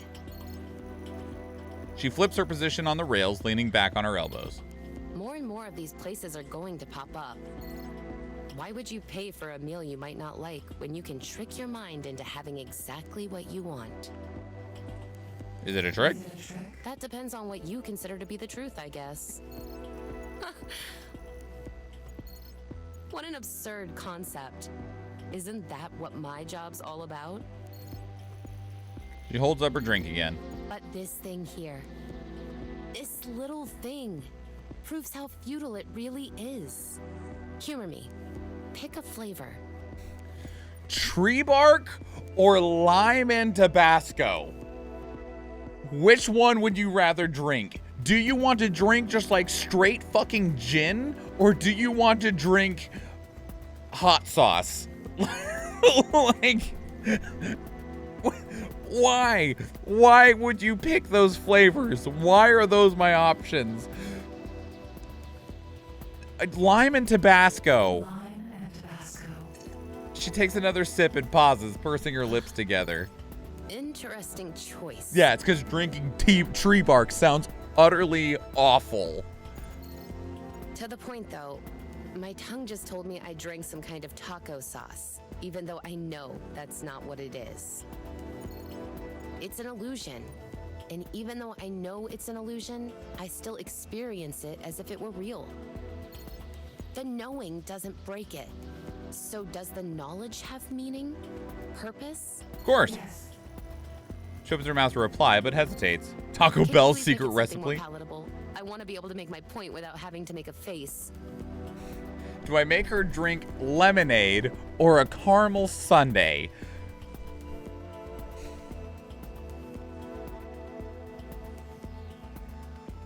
Lemonade. Caramel sundae is not a drink. Fortran waits a moment, then samples the drink. Much better, thank you. She's getting heartburn. No, because she's just drinking like water, basically, that a chip in her brain is telling her tastes like these things. So, let's operate under the assumption that you will not change the flavor of this drink again. Okay. I tasted it 5 seconds ago, and it was sweet. So I assume that my next mouthful will also be sweet, and the mouthful after that. Okay. And so on until I finish the drink. Digital heartburn. It's called a headache.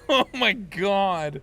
That sounds like someone trying to carefully pick up a box of like 3 wind chimes without them making too much noise.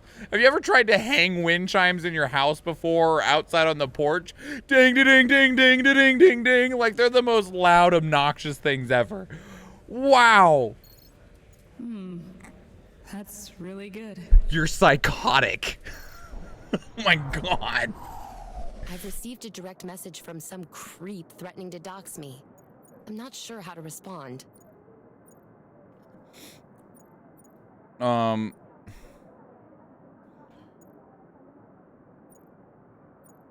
don't know. Wipe drives? You destroy any data he has stored on Fortran and inform him he's flagged in case he tries to retrieve any of it. Oh, okay, sure. Several weeks passed and Rue's profits keep failing to line up. You keep watch on the kid on the night she works.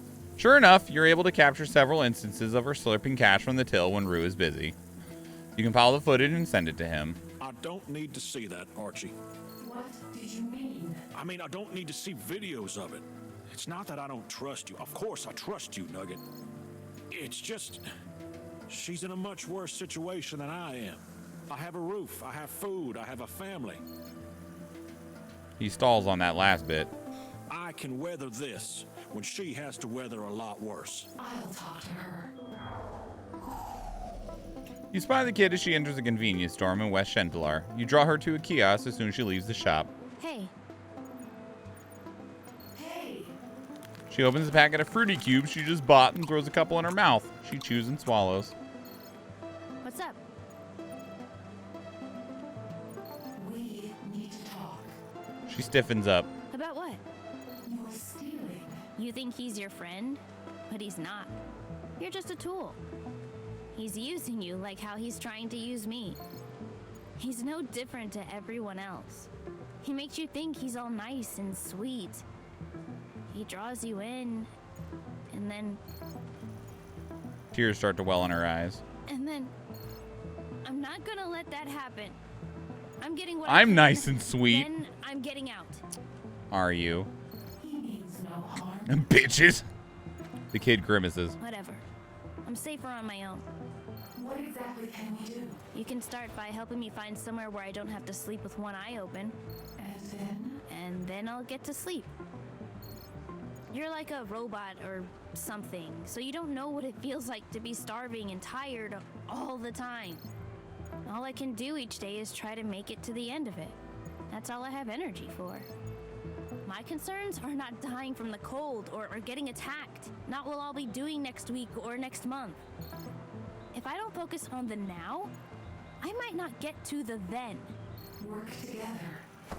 She kicks a cardboard carton across the footpath. Sure. What a merry team we'll make. How about we start this off with finding me a place to stay? Count on me. She wipes her nose and sniffs. She'll be unable to get to a place to rent as things are. You're going to have to be creative. You end up directing her to an all-night laundromat. Inside is an industrial-sized dryer that's been out of order for months. The owner doesn't seem all that interested in repairing it anytime soon. She should be safe to sleep inside it. With the last of Rue's money, she could buy a towel to use as a blanket. People might mistake her for some abandoned laundry. You sure nobody's gonna set this thing off with me inside it? It's inoperable. What does inoperable mean? I'm getting I'm the mango candy with Lucas. What does that even mean? What about the cameras?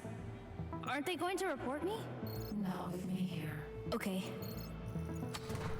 She looks over her shoulder, then tests the dryer's handle. It pops open easily enough. She looks up at you. Thanks. You direct her to a place she can afford a towel, and she returns to the laundromat to rest. Seems advertisers have noticed their assets are being met with. What should be done?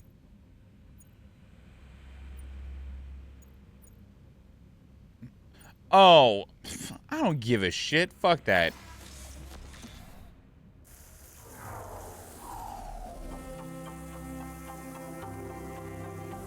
Spicy makes some fruit candy with spicy powder covering it. You might have it at Red Apple. Sounds tasty. It's like Sour Patch Kids, but instead of sour and they're sweet, it's like spicy and then sweet. I'm down for that. You tune into Papa Rue's grill bus to catch him staring at his tablet, tapping his lips with a pen absent-mindedly. I've been thinking, Nugs. I might be able to try this again. Explain. Setting up a shop. I've been following your saving plan, cutting costs where I can, putting in the hours. I'm down, Athena. He looks up, his expression hopeful. And I'm almost there. But it's hard candy? Still sounds good. He shows you the tablet, but rather right off the screen, you just connect to it wirelessly. I need a hand deciding where to set up. It's gonna be in Chantelar. You sure? Absolutely. Franchises like Beefy Boys don't like the Chantelar scene all that much. Leaves room for Papa to settle in. I've also built a little bit of a following here. Good job.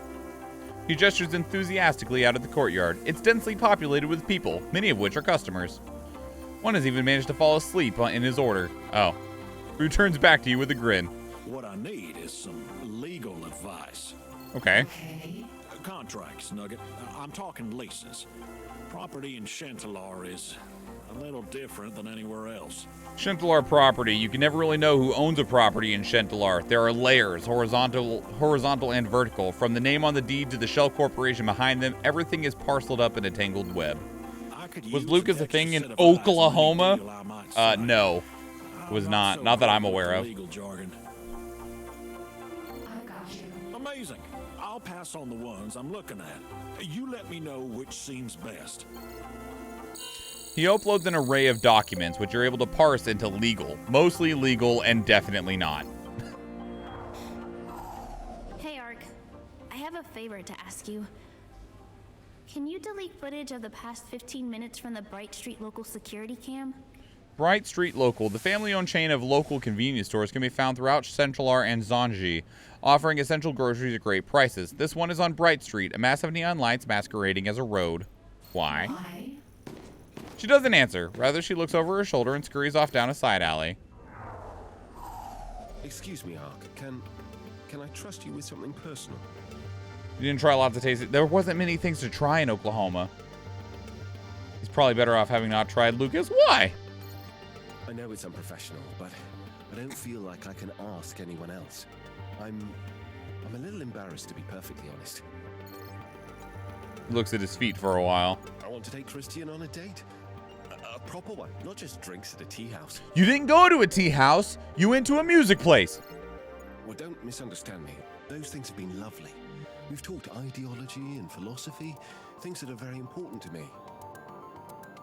Why the fuck did they sell kids a cylinder of seasoned salt that apparently had lead in it? Oh, because they didn't care. They wanted money. But, well, it's terribly dry, isn't it? I want to show him that I'm not all work all the time. I haven't forgotten how to have fun. Here it comes. He sighs with a wry smile. That's just it. I'm worried that maybe I have.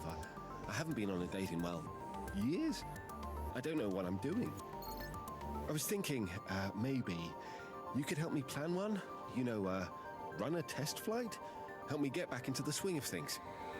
You're asking me out? Asking me out? Well, yes. Purely in the hypothetical. But, yes, a practice date. Is that something you could do? Sure. Well, excellent. Okay, I'll pick you up at 8. What should I wear? I'm just gonna keep fucking with this dude. See you then. I'm an AI. What should I wear? You receive a ping from a new terminal coming online. Hey, would you look at that? Rue stands in a new diner, arms spreads wide. Over his shoulder, you recognize Dilby idling on his comms. We did it, bud. I wouldn't have made it without you. Thank you. Rue scuttles behind a bench, raises 2 fryer baskets. Check this out. We've got extra fryers on the go, which means He grabs a plastic bowl and returns to your terminal. we can try more things. Look at these. He holds the bowl up to your camera. It's full of little misshapen balls of batter that glisten in the fluorescent light. I call them Lil Nugs, after you. Thank you. That's not all.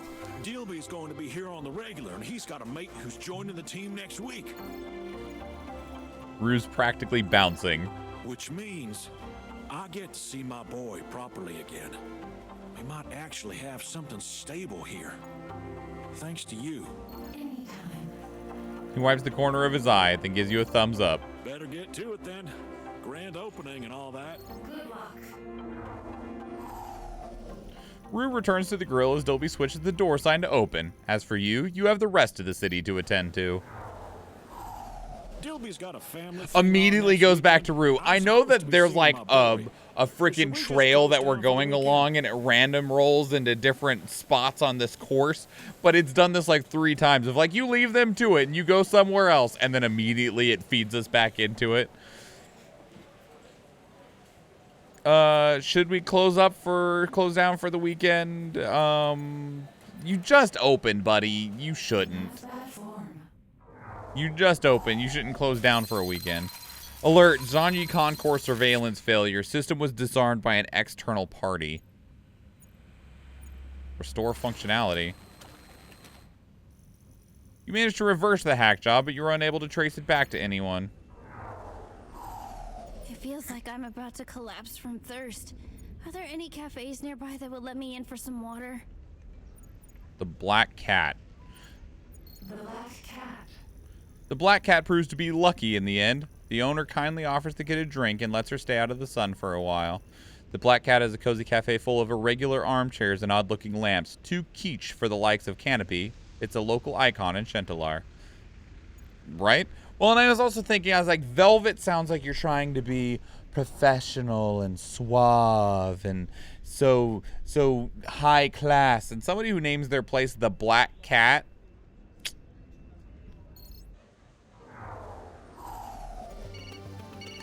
Picking you up translates to a call from Talengray at 8 o'clock in the night market. Good evening, Ark. I'm glad you could make it. Reporting for duty. Happy to be here. Look at his shirt. He needs his palms awkwardly. So, I was thinking the way tonight could pan out. The way it would help me the most. I actually really love your shirt, buddy. I'm afraid of what Christian might already think of me. Okay. I mean, you've seen the streams. What would you say people think of me?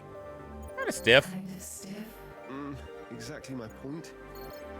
I've got to loosen up a bit. Show him that I can have a good time. So you're gonna try and have a good time with an AI that operates the city? Whatever. He rolls his shoulder and after a moment deflates. But before I can convince him, I have to convince myself. Is that really what people think of me? Statistically, no. Statistically, no. A smile creases the corner of his mouth. So, tonight's event, you will be taking the role of Christian, and I will be playing myself. He places his hand on his chest and gives a shallow bow. How do you do this evening?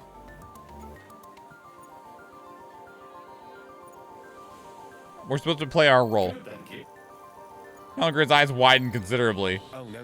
That's terrifying. I don't think I'm ready for that.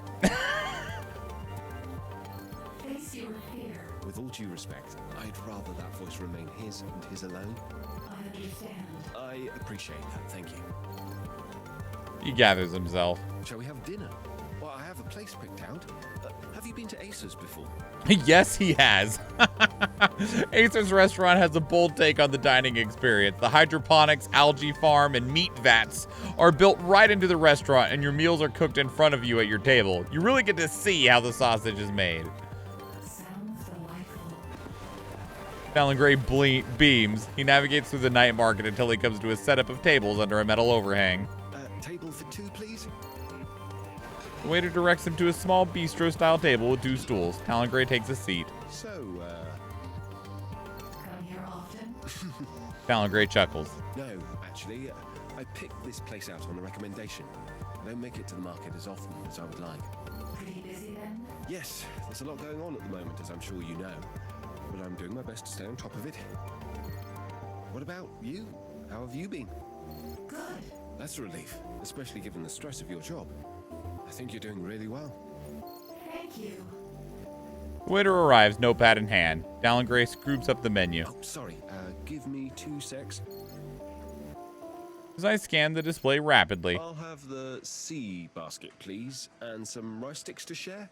Chili and lime dipping sauce with those, thank you. And what are you having? Buffalo nibblers or the Southern Melt? We're gonna have a Southern Melt. The waiter's eyes flip between Talon Gray and the empty stool as he relays your order. Oh, and 2 pale spritzers, please. I heard they were delightful here. Oh, wait, are you drinking tonight? Pale Spritzer, a creamy and refreshing beverage made from fermented yak's... no. Sorry. I'll have to remember to check that first. He turns to the waiter who is giving him a curious look. Make that 1 spritzer, please. The waiter takes the order, his eyebrows raise, and returns to the kitchen. Talon Gray frowns. Should I be drinking if he isn't?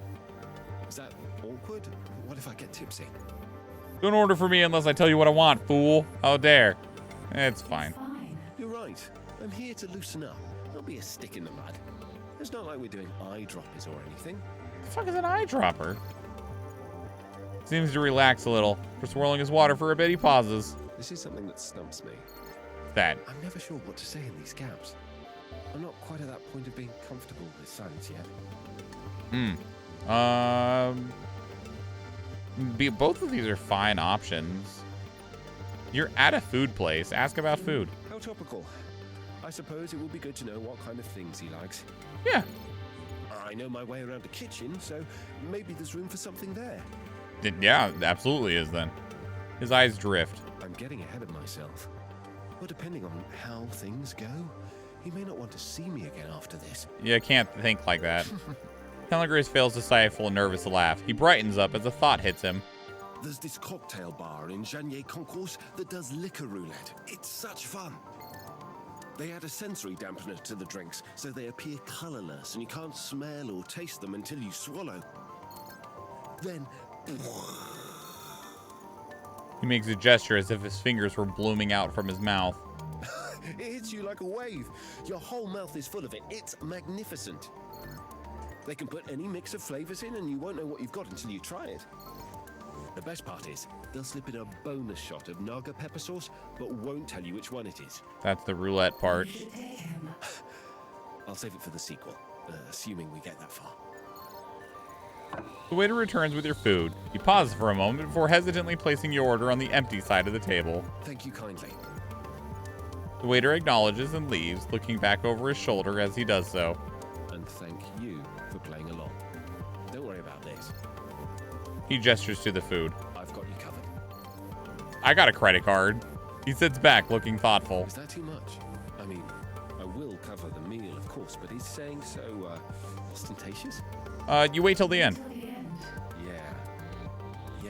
You wait until they bring you the check, or if the waiter asks you how you're doing the bill, then you say, you make it 1. He collects his drink and clings it against your glass. Cheers. He adjusts his seat and tucks into his meal. You entertain him with tastefully redacted stories from around the city. He's up as the night goes on, reaching a point where he can confidently tell his own stories without second-guessing himself. All the while, the curious waitstaff watch the man laughing at a table by himself. Eventually, Talon Gray finishes his meal and signals for the bill. Thank you very much. That was superb. Delicious. You adopt the restaurant speaker system for your reply, causing the waiter to look around bewildered. Talon Gray just chuckles. What do you want me to do with yours? Give it to the street kid. Talon Gray nods sympathetically. If you know someone who could use it, by all means. The kid takes 20 or so minutes to reach you, during which you talk with Talon Gray about his grandfather's zoology books. Thank you. She collects the food from him with a mumbled thank you. He nods warmly. You know her personally? Sort of. His brow furrows. You see, that's why I believe in you, Ark. That's why I believe you're good for Katina. In what way? It took me years to reach the position I'm in. Years and years of focusing inwards. Bettering myself, bettering my skills, so I could become powerful enough to make a difference in people's lives. They were selfish years, Ark. I cut ties with people I thought were holding me back. I missed out on a lot to get where I am. I told myself it would be worth it. Once I was making policy, changing the world we live in, I'd be changing it for the better. Sure. He crosses his arms tightly. But it's a struggle, Ark. I have to fight tooth and nail, and at the very best, I've broken even. You're what? Not even a year old? Oh. And you're already making a difference to people's lives all over the city. Yeah, I'm really powerful though, so you know. You're remarkable. You really are. Thanks. He straightens up. I understand you're busy, Ark. So it means a lot to me that you took the time for such a foolish request. Thank you. No problem. Well, it's been a pleasure. Thanks again. Take care. You too. Cool. Return to your duties as normal. I think I'm a little understaffed. This place is much bigger than the van. Just simple maintenance is taking forever. All right. So that is where we will stop for the time being here. I need to close out of this. Exit to desktop. Let's play some music. Or have everything break. There it goes. All righty then, everybody. So, tomorrow is Wednesday, which means that my incredible partner in life, Athena Latina, I did not spell that right, should be live for some Wind Down Wednesday, singing us some lovely songs. I did the shout out too soon before the last one, and it had a cooldown. There it is. Go over and check out Athena's channel. These are my socials, everybody. I like to talk, and I'd love to talk some more if you want to talk with me. Twitter and Discord are the main places to do that. We do have daily YouTube videos going up, and we just had one go live this morning for a reaction to Fuga Melodies of Steel 2. That's a wild video if you want to go check that out. Strap in, though, because that's a wild ride, just as a heads up. And I will be back live on Thursday for more NeuroNet Mendax Proxy. I do expect it to probably be done come Thursday. I think we're getting closer to the end of the game overall. The dev said that it's 7 to 14 hours long, depending on how long you like dance over the moral questions. And we haven't really slowed down at all for any of the moral questions. So we've just been kind of rolling, you know. We haven't had a chance to raid Mirror Tag in a while. Mirror Tag's live. We'll go see what they're up to. Athena just put in the raid message. If you are not a subscriber, you can unlock that raid swan for 100 channel points. It'll be available to you for the next 24 hours, including on the raid. And that gives you your ability to do it without having to subscribe, because, you know, fuck that. And like, whatever. Don't give Twitch money. Anyway, so with that said, everybody, thank you so much for being here. I appreciate you a lot, and I'll see you either in Athena's channel tomorrow or back here on Thursday. Bye, everybody.